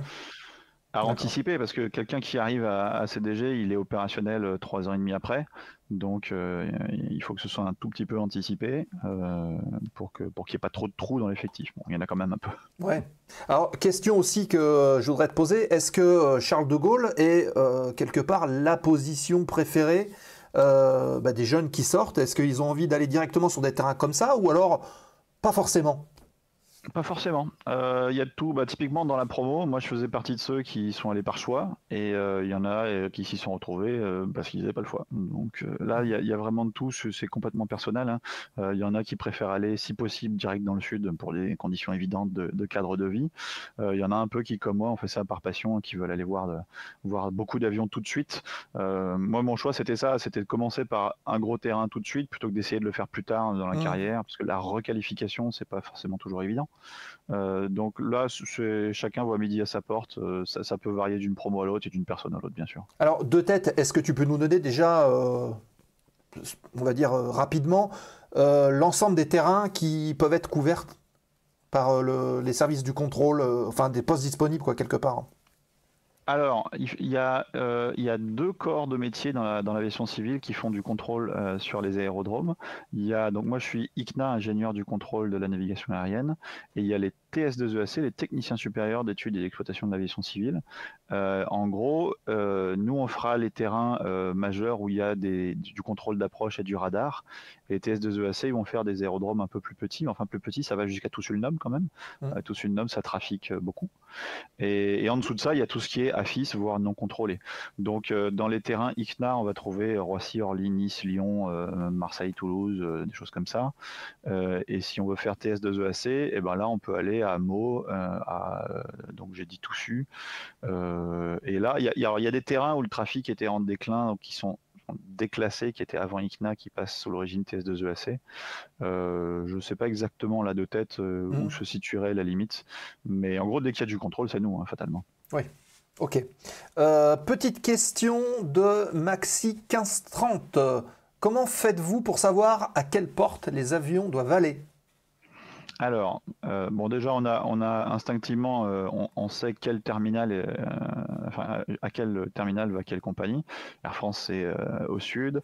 Emirates vient de déménager du terminal 1 au terminal 2, donc ça, on a une idée globale. Et ensuite, pour le coup, c'est l'exploitant, donc c'est ADP qui assigne les portes. Et donc ça se fait une vingtaine de minutes, peut-être un peu plus, avant que l'avion ne se pose. C'est une information qui est saisie dans les systèmes d'ADP et le système communique avec les nôtres. Et donc nous, dès que l'avion apparaît sur notre système de prévision des arrivées à 3 colonnes, là, on a le parking. Et dès qu'on a l'avion sur le radar sol, on a aussi le parking qui apparaît dans l'étiquette de l'avion. Oui, donc vous êtes parfaitement informé, vous pouvez le guider donc là où il doit aller. Oui. Ok. Je vois qu'il y a pas mal de gens qui sont encore arrivés. N'hésitez pas, les amis. Vous avez en face de vous, si j'ose dire, Romain, qui est donc chef de tour à Paris-Charles de Gaulle, contrôleur aérien, et qui répond à vos questions. N'hésitez pas à le faire dans le chat.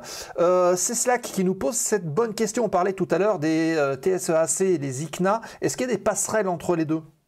Oui, la passerelle naturelle, c'est le concours interne, vu ce sont 2 corps de la fonction publique. Donc en général, ça se passe plutôt de TS2EAC vers ICNA. Donc il y a le concours interne, et en gros là, on va repasser à l'ENAC et faire la formation complète. Et pour les TS2EAC qui avaient déjà un métier contrôle, parce que TS2EAC, c'est énormément de métiers, hein, c'est pas que du contrôle. On a des agents qui travaillent dans les bureaux d'information, les BRIA. On a des gens qui travaillent au BEA, aux différentes DESA, des inspecteurs. Enfin, il y a plein de choses. Mais pour ceux qui ont déjà un métier de contrôle, ils peuvent faire un concours professionnel, voire une sélection pro.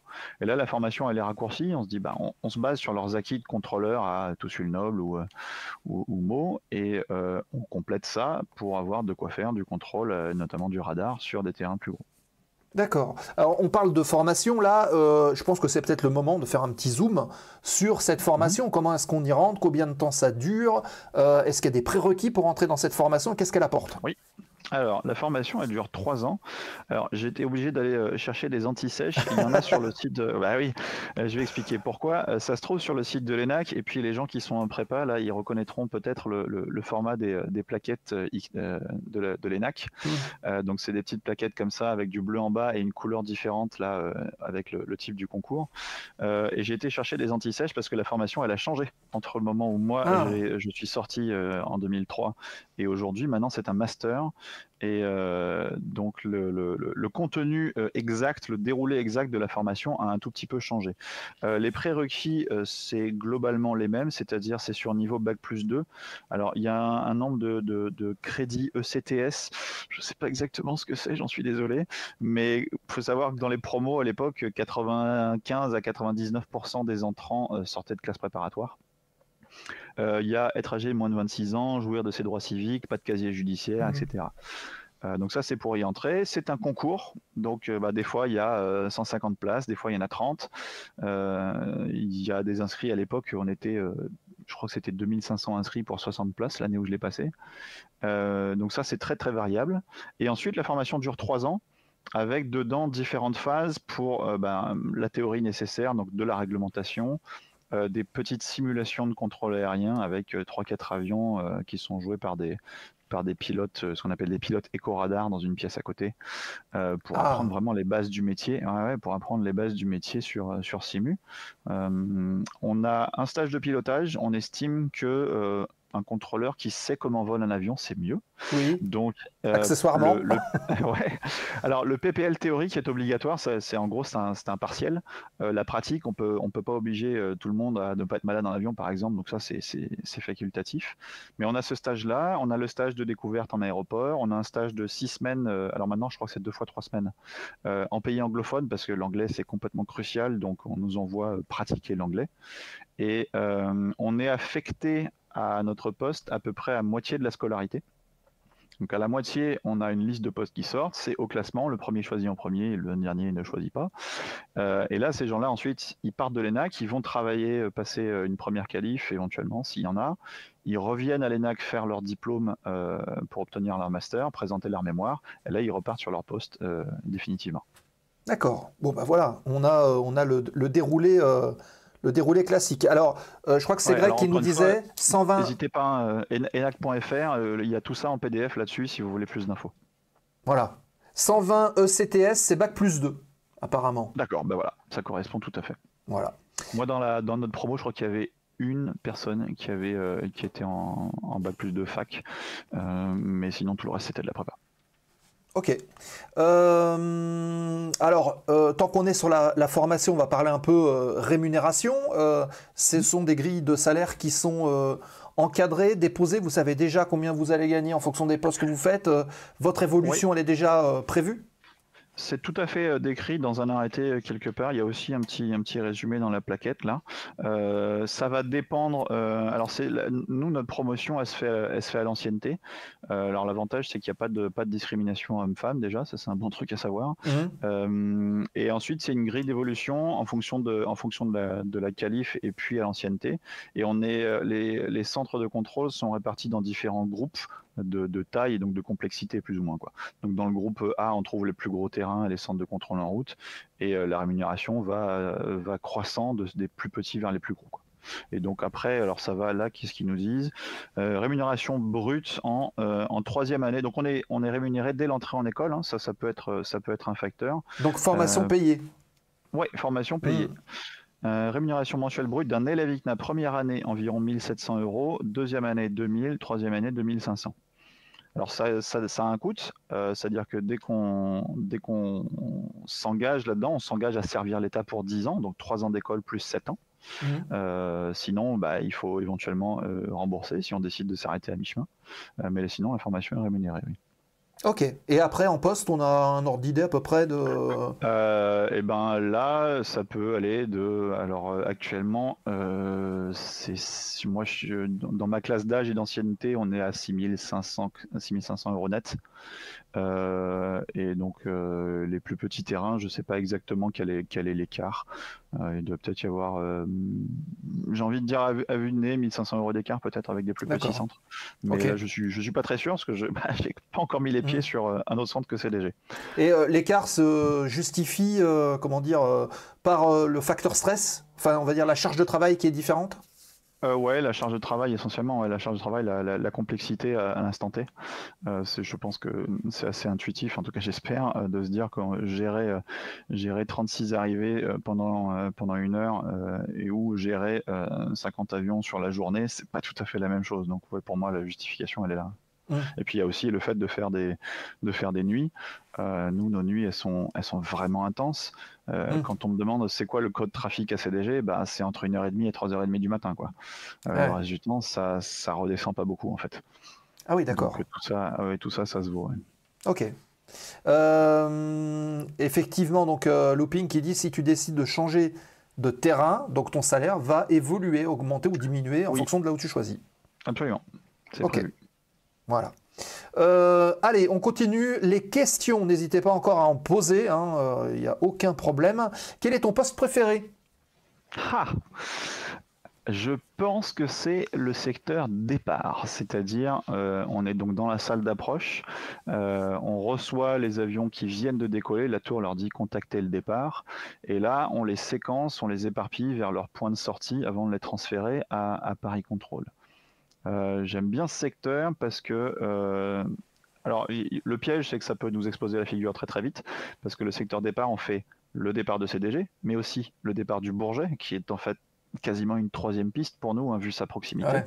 Ouais. Quelques départs d'Orly qui passent par là, quelques départs de Beauvais qui passent par là, éventuellement des entraînements IFR entre Pontoise et des terrains adjacents. Donc ça peut très très vite se complexifier. Mais je trouve qu'il y a quelque chose de sympa. On a un espace de régulation qui est assez large et on peut l'exploiter pour... on a des avions qui décollent des deux pistes et des terrains que je viens de citer.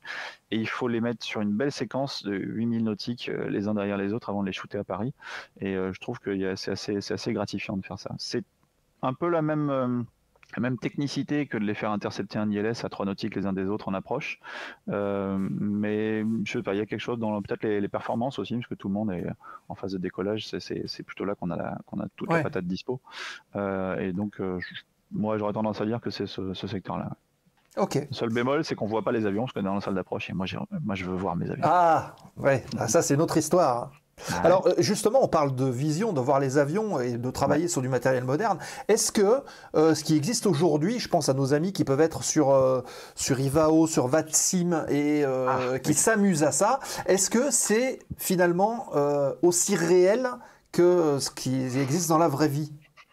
Alors, moi je peux parler, je ne suis que sur VATSIM, donc il y a que je ne connais que ça. Le radar qu'on utilise sur VATSIM, il y a des choses qui fait que le radar de la vraie vie ne sait pas faire. Parce que forcément développer un logiciel qui va servir à faire de la simu, un jeu pour dire les choses comme elles sont, ça passe pas par tous les process de validation technique, de vérification du code, de validation de services réguliers, la VSR.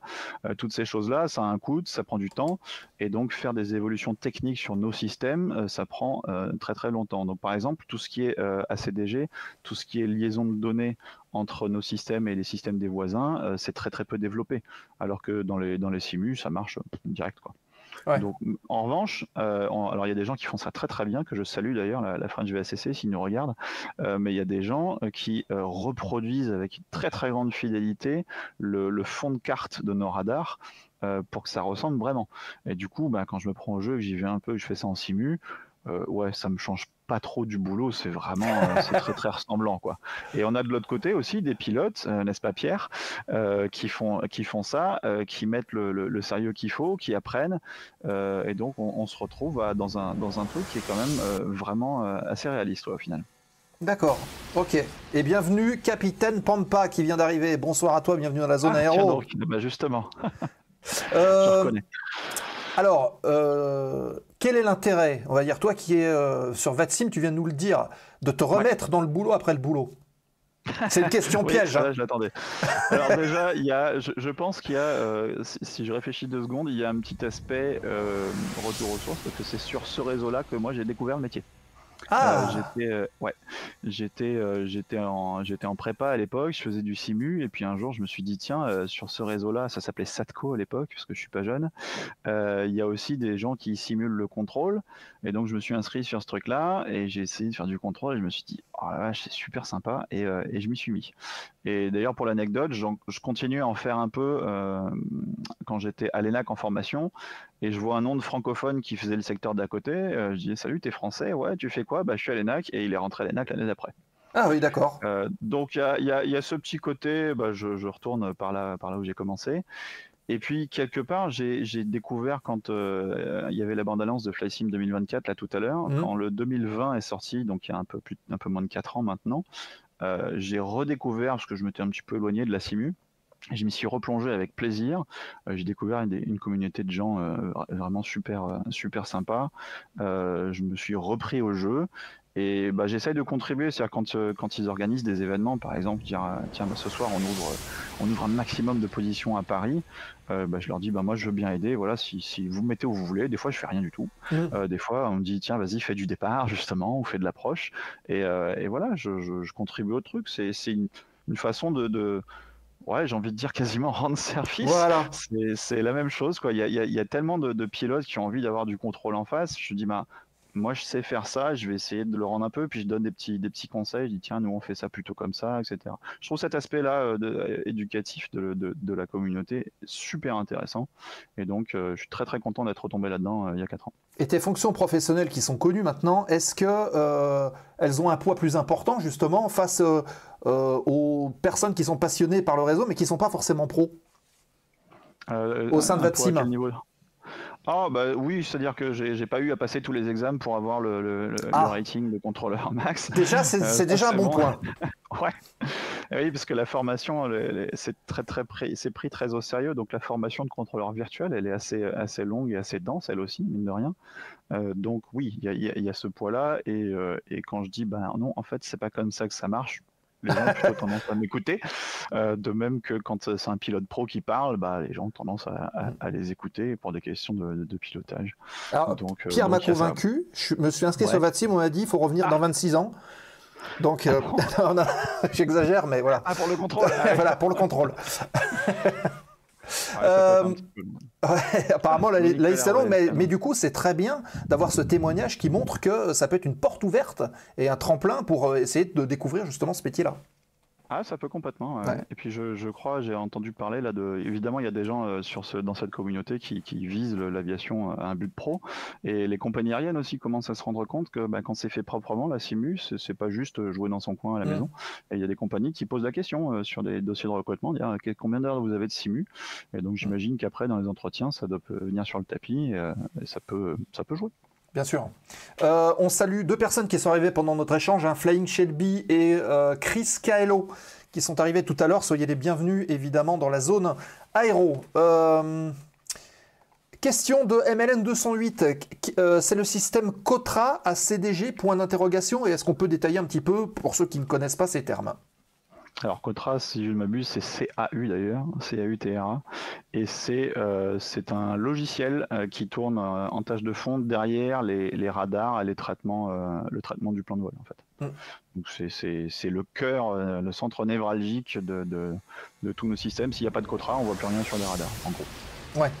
Et bonsoir, Monster King ABC, bienvenue. Bon bah voilà, Stéphane, tu as ta réponse. Jérémy Legaz, salut les pilotes. Peut-être avez-vous déjà répondu à cette question. Quels sont les effectifs de contrôleurs aériens sur le territoire métropolitain? J'ai vu qu'Aïlicia a répondu, mais je suis pas sûr du chiffre. Aïlicia a répondu. 4000, je crois. Ouais, alors ouais, ça doit être, c'est ça. Moi j'avais retenu du côté de 3008, entre 3008 et 4000, je pense. Tout confondu, hein. Bon, bravo Alicia, elle a trouvé la bonne réponse. Félicitations. Greg Onsfly qui dit question pas technique du tout, mais qu'est-ce que vous avez comme avantage en tant que contrôleur? Alors au niveau de l'entreprise entre guillemets, puisque c'est quand même étatique, hein, billets moins chers dans certaines compagnies par exemple. Est-ce que voilà, il y a des avantages comme dans le privé? Alors des billets moins chers dans les compagnies, il n'y a plus. Toutes les compagnies, notamment Air France, hein, au fur et à mesure, ont dit non. Je suis à peu près sûr qu'on n'a plus droit à rien de ce côté-là. Ce qui n'exclut pas de tenter le coup, hein, d'arriver au guichet, de dire bonjour, je suis contrôleur, est-ce que vous me feriez une petite ristourne, mais c'est pas quelque chose qui est géré par l'équivalent d'un CE, quoi. Par exemple, c'est vraiment au cas par cas, celui qui tente et qui y arrive, tant mieux pour lui, mais il n'y a rien d'institutionnel, quoi. Après, on a localement, alors il y a quand même un comité d'action sociale. Donc il y a des choses qui se font, il y a des sorties à droite à gauche, alors ça c'est tout et n'importe quoi, il y a des sorties ski, des sorties moto, des trucs pour la fête de la musique, et puis l'action sociale qui par exemple localement va faire monter une salle de sport avec du squash, avec un piano au-dessus, des choses comme ça. Ouais. Ah mais ça bouge bien, c'est bien. Ça bouge un peu, ouais, c'est pas mal. D'accord. Allez, on va prendre encore quelques questions dans le chat. On va prendre 2 questions et après on tournera à la foire aux questions en mise de gaz. Mais continuez de poser vos questions maintenant avec Romain là, qui est là depuis un peu plus d'1 heure maintenant. Allez-y. MLN 208 et contrôleur en route, est-ce que ça t'aurait intéressé à Reims, Athis, Brest, Aix ou Bordeaux? Donc contrôleur en route, là on voit plus du tout les avions, on peut dire ce que c'est. Hein. Et ben voilà, tu as répondu à la question. Moi, je voulais les voir. J'ai vraiment besoin, envie d'être au contact. Donc c'est pour ça que je fais des choses d'ailleurs à côté, mais dans l'aviation, où je suis au contact des avions, que ce soit en aéroclub, en meeting, des choses comme ça. Il faut que je les vois. Voir les plots sur un radar, je pense que ça me... Le métier, on en fait un tout petit peu à l'ENAC, hein, sur simulateur, parce qu'on a besoin déjà de le découvrir pour savoir si on veut en faire. Mais le métier en soi, techniquement, je pense qu'il est toujours intéressant. Personnellement, c'est pas un truc qui me plaît plus que ça. Alors, c'est un métier à part, on peut dire ça? On retrouve quand même, je veux dire, les avions, ils volent à peu près pareil au niveau 350 qu'à 5000 pieds. Donc l'aspect guidage radar, gestion des vitesses, la phraséologie, ça va être la même. Mais oui, parce que en route, tous nos avions sont évolutifs dans le plan vertical et horizontal. En route, on a beaucoup plus de gestion de survol où les croisements ne se font que dans une dimension. Alors, attention, hein, je ne dis pas que le contrôle en route, il n'y a rien qui bouge. Si on va à Paris, par exemple, à Tismans, c'est une espèce de gigantesque pré-approche de Paris. Donc là, il y a énormément d'évolutifs. À Brest, ils font un peu d'océanique aussi. Mais ouais, le métier est relativement différent. Encore une fois, je dis je pense parce que par choix, je n'en ai pas fait et je ne pense pas en faire tout de suite. D'accord. Ok. Bon, écoutez... Parfait. 56, 21h56, local. On arrive bientôt au terme de l'émission de ce soir. Donc je rappelle aux personnes qui nous rejoignent que nous sommes avec Romain Rivière, qui est chef de tour à Paris-Charles de Gaulle, contrôleur aérien, on va dire professionnel et aussi en simulation.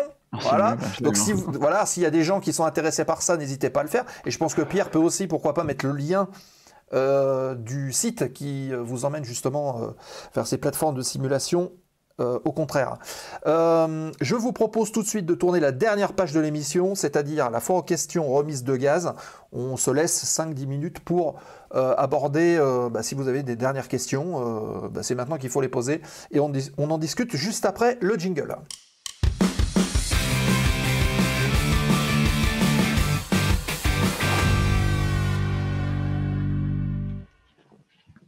Et cette petite remarque de Greg Onsfly qui dit « Ça doit être difficile de rester toute la journée devant un écran. Jamais je pourrais faire contrôleur en route. » Je partage un petit peu l'analyse. Ah.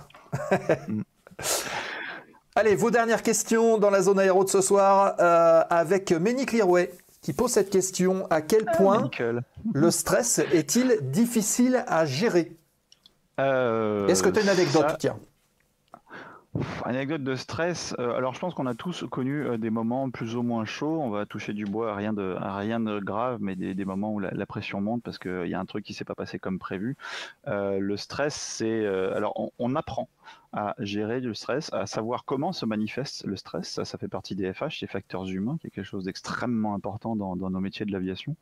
On apprend surtout à, quand on a eu une situation un peu chaude à gérer, on sait qu'il y a un pic de stress. Alors le stress, ça permet d'être concentré, d'être performant, etc. Mais quand on dépasse un certain seuil, après, on ne sait plus comment on s'appelle. Et donc on sait que ça arrive quelques minutes, une dizaine de minutes après un incident ou un truc qui s'est passé un peu chaud. Donc quand on est concentré, qu'on a le bon stress, on est dans son truc, là ça se passe bien, alors il y a l'expression le flow, je ne sais pas si on peut parler de ça, mais peut-être. Là ça va très très bien. Le stress nous aide, et quand ça dépasse, on sait qu'il faut se faire relever. Et là, on a une procédure en tant que chef, il s'est passé un truc, on va voir, on dit bon, écoute, fais-toi relever, on appelle quelqu'un qui est en pause, qui revient, tac, tu te fais relever, on débriefe si tu veux, tu vas rédiger ta fiche de notification d'événement, et tu laisses passer la pression, tu reviens dans une demi-heure en refaire, et histoire de pas avoir un surévénement derrière, parce que ça, c'est déjà arrivé. Ouais. La prise en compte des facteurs humains, elle s'est faite comme ça. Hein. On s'est rendu compte de ce petit phénomène-là de 10 minutes après, de deuxième effet qui se coule, et on veut absolument l'éviter. Ok. Est-ce que tu as des anecdotes au cours de ta carrière de choses qui se sont passées qui peuvent illustrer ce truc-là? Quelque chose qui t'a marqué toi personnellement? Qu'est-ce qui m'a marqué personnellement? Alors un avion qui m'a dit qu'il avait croisé un ULM que moi je ne pouvais pas détecter parce qu'il n'y a pas de transpondeur et puis trop petit pour être détecté par un radar primaire. Donc il m'a dit il est passé très très près et je dépose AirProx. Alors AirProx, c'est un mot qui fait pas mal peur quand on est pilote et contrôleur. Là, moi, sur le coup, il m'a pas trop fait peur, mais ça m'a marqué parce que derrière, il y a eu enquête de gendarmerie, etc. Donc, sur le moment, je m'en suis pas rendu compte, mais je pense que ça m'a induit un peu de stress. Après, des choses un petit peu plus tendues, oui, on va en avoir quand on gère. Alors, à l'approche intermédiaire, parce que là, les avions, ils convergent tous vers le terrain. J'ai pas d'événement ponctuel, un truc où je me dis celui-là c'est l'événement de ma vie, mais on a des petits croisements où on fait remettre les gaz parce que ça passe pas, un avion qui en rattrape un autre, des choses comme ça.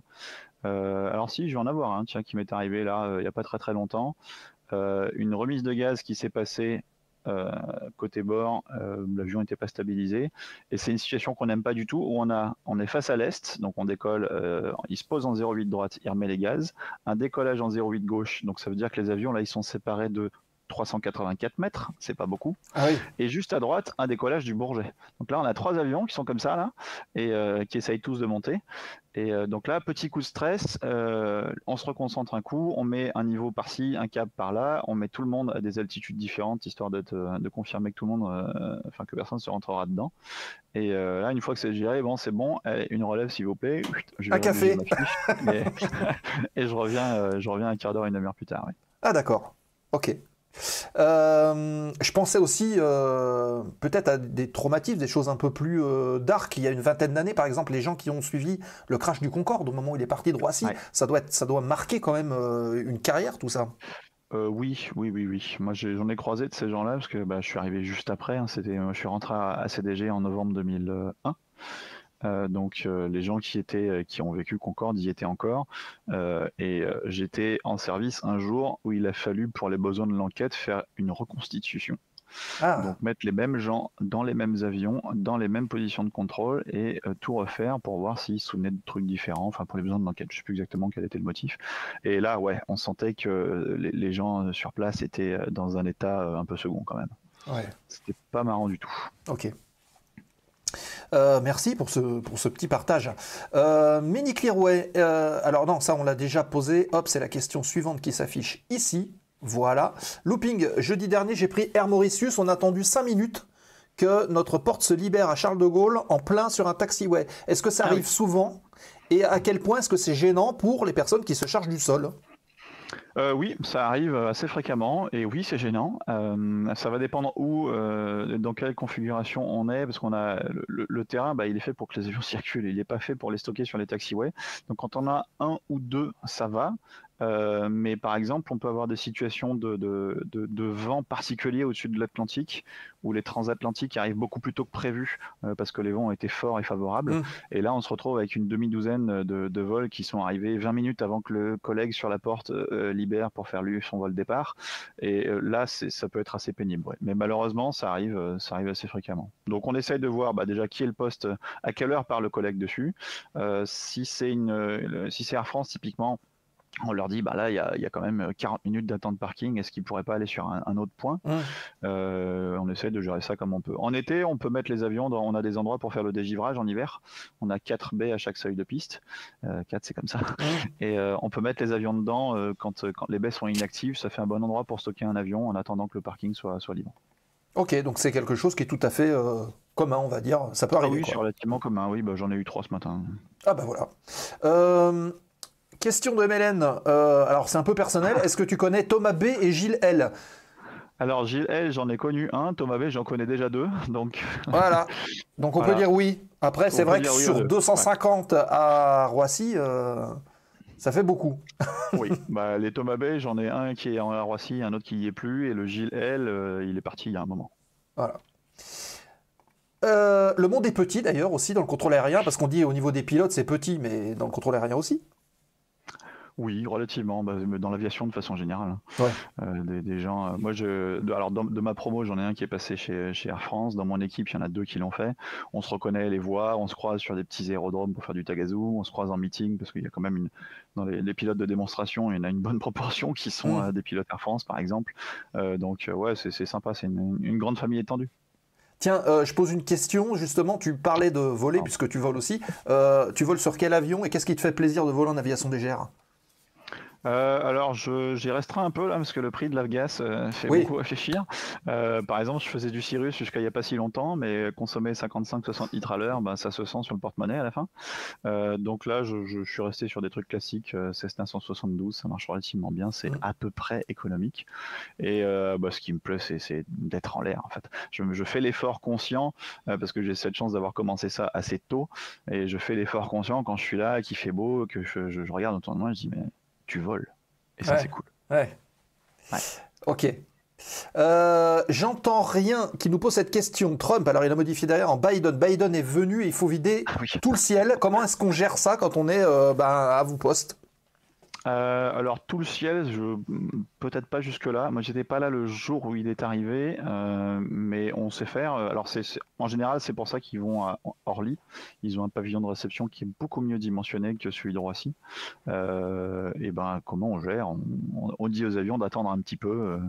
Alors évidemment ça fait pas plaisir quand on est dans le vol qui était prévu d'arriver 5 minutes avant ou 5 minutes après.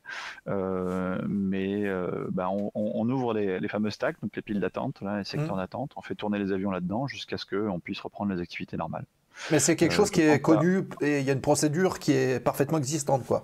Il n'y a pas de surprise. Alors si elle n'est pas existante, elle va être rééditée parce que c'est pas des trucs qui se passent tous les 4 matins non plus. Donc la subdivision contrôle, typiquement, elle va sortir une consigne opérationnelle temporaire qui détaille le déroulé du truc. Un autre exemple de consignes où on a un déroulé très très précis à respecter, le défilé aérien du 14 juillet.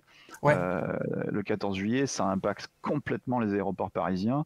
Roissy, il n'y a plus de décollage ou plus d'atterrissage selon la configuration pendant toute la durée du truc. Et donc là, c'est pareil, on a un truc, l'heure H, il se passe ça, il se passe ça, il se passe ça. Donc on déroule la consigne. Et là, effectivement, on ferme le ciel pendant un bon moment pour ce défilé. Donc c'est décrit. C'est vrai qu'on n'y pense pas forcément, mais le trafic continue pendant ces festivités-là et les avions sont pas loin. Ils volent bas en plus. Oui. Monster King ABC, y a-t-il une procédure particulière au niveau du contrôle destinée aux avions en cours de certification? Alors oui, c'est géré par le centre d'essai réception. Donc ça c'est des pilotes particuliers, c'est pour les avions en cours de certification, on peut avoir plein de choses. On peut avoir des avions légers comme l'Aura intégral qui est sorti il n'y a pas très très longtemps, fabriqué par des copains à Toulouse, coucou. On a aussi les avions de ligne, donc là ça va être géré par des pilotes de l'EPNER, typiquement des pilotes de chasse avec un CV long comme un jour sans pain, des gens qui peuvent être d'ailleurs d'une humilité déroutante après avoir fait du Rafale pendant 30 ans, c'est assez incroyable. Non, pas 30 ans, un peu moins. Et ces gens-là, ils prennent les avions, ils ont un plan de vol bien particulier, ils vont dans des zones bien particulières, faire ce qu'ils ont à faire. C'est traité très souvent sous régime de vol militaire. Ouais. Et ensuite, ils ont un contrôle, une cabine dédiée qui va s'occuper d'eux pendant qu'ils sont sur zone. Et une fois ils ont fini ce qu'ils ont à faire, ils reviennent, ils font leur truc. Nous, on est rarement impactés à Roissy par ce genre de choses. Je vais en profiter. Ouais. On parlait justement de l'Epner. Je vais demander au modérateur, je vais y contribuer. Si vous pouvez mettre le lien de l'émission qu'on a fait en décembre dernier avec le lieutenant-colonel Dimitri, qui est commandant de l'Epner d'Istres, où justement on a parlé un petit peu de la certification des avions. Ça peut être intéressant, donc je vous laisse poster ce lien-là. Donc, hop, question suivante. Ben Moll, qui est une très bonne question. Hein. Est-ce que tu es pour ou contre de sites comme Live ATC en France? Ça a un vrai intérêt de sécurité, selon lui. Qu'est-ce que tu en penses? Qu'est-ce que j'en pense? C'est une excellente question. Je ne m'étais pas tellement posé cette question jusqu'à ce que le dernier récepteur là, soit éteint il y a quelques années. Oui, il y a un intérêt de sécurité. Je pense que ça serait pas mal que ça existe, mais avec un minimum de modération. Et j'espère qu'on comprend rapidement pourquoi. C'est que quand il y a un vrai enjeu, un vrai incident, voir ça se dérouler en temps réel, et ça peut vite déraper. Ça part sur les réseaux sociaux, ça part dans les médias. Donc ce côté-là, il n'est pas facilement maîtrisable. En revanche, y avoir accès, comme ça se fait ailleurs dans le monde, pour en tirer des enseignements, ou pour simplement parce qu'on aime ça, moi je trouve ça plutôt cool. Mais je comprends parfaitement les dérives qui ont fait qu'il a été demandé à ce que ça s'arrête. D'accord. Bon ben voilà, Ben Moll, tu as ta réponse. Dernière ou avant-dernière petite question. J'ai pas cliqué sur le bon bouton, donc elle a disparu. Toc toc toc, j'essaie de la retrouver. Hein. Si elle est là, c'est tellement grand, vous avez peut-être un restaurant cantine pour tous les contrôleurs. Ah oui, au niveau des conditions de travail, avec les repas sur place, vous avez une cantine, des choses comme ça? Alors, on n'a pas de cantine spécifiquement aviation civile ACDG, comme ça peut être le cas au centre en route d'Athis-Mons, par exemple. En revanche, on a accès à différentes cantines. Donc, il y en a une d'ADP là, au terminal 1. On avait accès aux cantines Air France aussi. Et je mets ça un peu au passé parce que pendant le Covid, évidemment, toutes ces cantines-là, ça s'est arrêté brutalement. Ouais. Et il y a une solution qui a été trouvée qui est des frigos connectés sur lesquels on peut commander la veille pour le lendemain son repas pour sa vacation. Donc ça demande un minimum d'organisation. C'est sympa ça. Ouais, c'est pas mal du tout. Ouais. On s'en tire au même prix que les cantines d'avant avec entrée plat dessert. Et comme ça, et si on a oublié, sur place en général, donc il y a la partie commande et il y a la partie fourniture au jour le jour. On trouve quasiment toujours un petit plat qui nous va bien si on s'est loupé la veille, quoi. Ah bah c'est cool. Ça marche. Je constate. Alors il y a encore des gens qui vont aux cantines. Moi perso, l'opérationnel, le problème c'est qu'on a souvent vraiment juste une heure de pause. Et le T1, il fallait un quart d'heure pour y aller à pied, donc un quart d'heure aller-retour, il reste une demi-heure. Si on fait la queue 20 minutes pour le steak frites, après on mange aucun inspire. Pareil pour Air France, il fallait y aller en val et tout. Donc finalement, le frigo connecté, manger dans la salle de pause commune, là c'est plutôt sympa. D'accord. Ok. Allez, dernière petite question. Looping, encore, qui demande comment est-ce que vous faites pour savoir qu'un hélico SAMU ou sécurité civile est en urgence médicale pour un MEDEVAC? Est-ce qu'ils ont un call sign, donc un indicatif spécial? Comment est-ce que ça se passe? Alors l'indicatif, il ne veut pas changer. En général, il est lié à l'entité à laquelle ils appartiennent. Par contre, il va nous le dire, tout simplement. Quand il est, s'il est en train d'aller vers un truc, il dit pour info, on va sur un truc en urgence critique. On a un passager avec en état critique, etc. Il communique avec nous. Hein. Ces gens-là, ces missions-là, c'est du temps réel, donc il n'y a pas un dépôt de plan de vol 3 heures avant, évidemment, sans doute. Et donc ils communiquent directement avec le premier organisme du contrôle avec qui ils sont en contact, et ensuite on se passe l'information. Voilà. Et on leur fait, bien sûr, on leur ouvre la voie le plus possible. Ok. On en profite pour afficher justement le lien qui s'affiche sur votre écran, qui est le lien de l'émission avec le lieutenant-colonel Dimitri de l'Epner. On en a parlé tout à l'heure, donc voici ce lien pour les amis de YouTube. Et de toute façon, si vous le tapez, vous allez le retrouver sans aucun problème. Voilà, Romain, avant de te donner le mot de la fin et qu'on termine cette émission, charge à moi de vous présenter les émissions à venir, hein, notamment pour les nouveaux qui nous ont rejoints, on les remercie. Voici le programme à venir de la zone aéro pour les prochaines émissions. Donc ça, c'était le dernier petit slide. Voici, et ça commence, tenez-vous bien, Dimanche prochain, dimanche 16 juin à 19 h, heure locale, hein, heure française, vous aurez le plaisir de retrouver les chroniqueurs de la zone aéro, donc Push to Talk, l'émission libre antenne, où vous avez la parole. Ben, rejoignez-nous. Hein, ça se passe par le Discord de l'émission, vous accédez gratuitement au Discord et vous pouvez venir échanger avec nos chroniqueurs. Et dimanche soir, vous aurez donc Pierre, qu'on a eu tout à l'heure, The Flying Frog, qui sera là. Il y a Robin qui sera là, il y a Asgard qui sera là et Stéphane qui sera aussi avec nous. Donc n'hésitez pas, venez nous rejoindre le 16 juin à 19 h pour discuter avec les chroniqueurs et de faire cette émission quelque chose de très participatif. On continue avec mercredi prochain. Alors ce sera en studio un peu déporté, mais vous allez vous y retrouver. Ça sera intéressant et on pourra en parler vite fait avec Romain juste après. L'IA peut-être bientôt votre pilote. On va parler intelligence artificielle avec Mathieu Bayou de Nova Square, le papa d'Alicia qui est avec nous dans le chat aujourd'hui, et Adrien Grèce qui est chercheur en intelligence artificielle, et on parlera de l'implication de l'intelligence artificielle dans l'aviation en général. Pas forcément qu'au niveau des pilotes, mais également en termes de sécurité, en termes des aéroports, etc., etc. Voilà, donc ça c'est la semaine prochaine à 20 h 30 en visio. Ensuite, on continue avec un petit changement dans le programme. On vous avait annoncé Marion Morin le 26 juin prochain. Malheureusement, il y a des périodes électorales, il y a des choses qui font que Marion ne pourra pas venir. Alors on va essayer de la décaler au mois de septembre, puisqu'après il y aura la trêve. En revanche, on parlera de notions de droit en aviation avec une chaîne que vous avez peut-être déjà vue, fréquentée, connue sur YouTube ou sur Twitch. C'est Sébastien Canvet, la chaîne Vous avez le droit, qui viendra avec nous et on parlera des notions de droit dans l'aviation. Donc émission un petit peu spéciale avec un spécialiste du droit, c'est le 26 juin 2024 à 20 h 30. Voilà pour les futurs rendez-vous de ce mois de juin de la zone aéro. On retrouve tout de suite Romain, après vous avoir présenté. Donc évidemment, si cette chaîne vous plaît, n'hésitez pas à mettre un petit follow ou le pouce sur les vidéos de YouTube pour être averti quand il y a des nouveaux lives et des nouvelles publications. Romain, merci beaucoup de ta participation, donc c'est cool. Merci de l'accueil. Merci pour ta franchise et dans tes réponses, c'était vraiment très instructif. Avec plaisir. Un air de guitare, nous dit MLN pour finir. Oui, il y a une ref, il y a une référence maniqueuse, on s'est croisés quelques fois sur Twitch déjà. D'accord. Merci beaucoup pour cette super intervention. Bonjour de la Réunion, nous dit Ayam Sébastien. Comment il est ?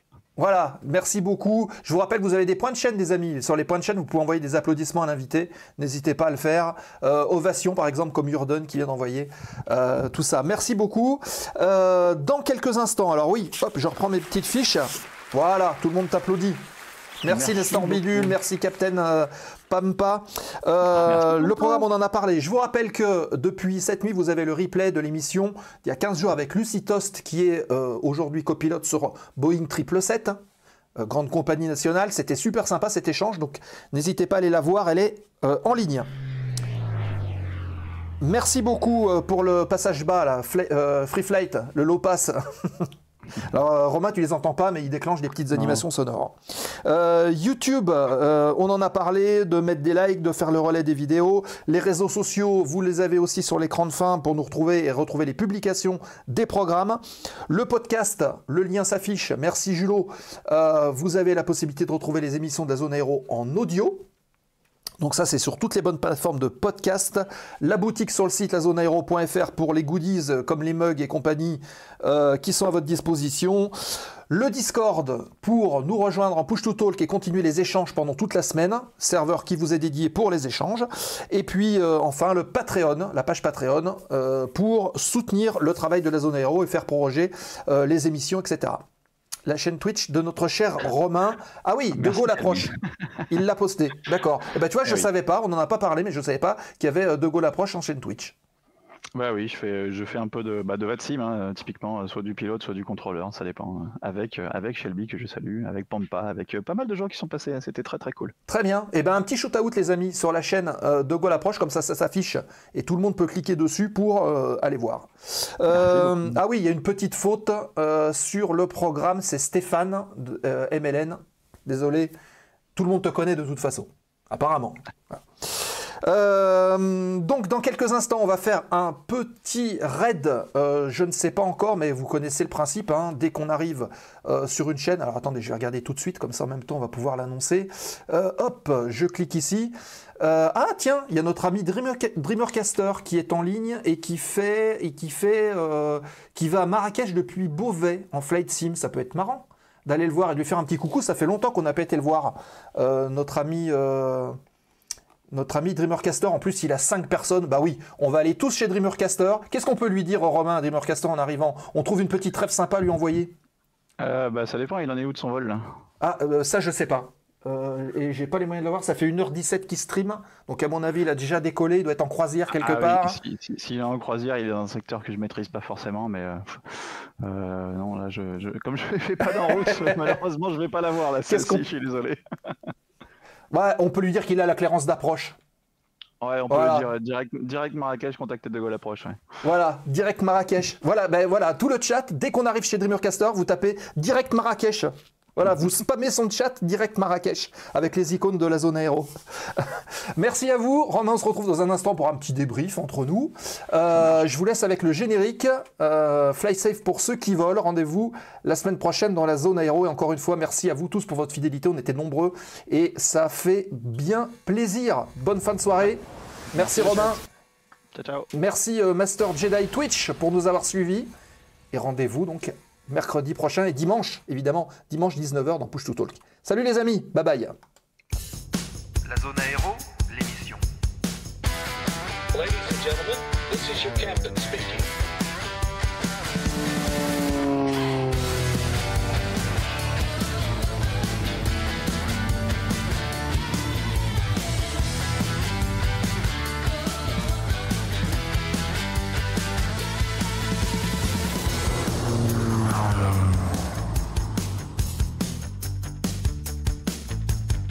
La zone aéro,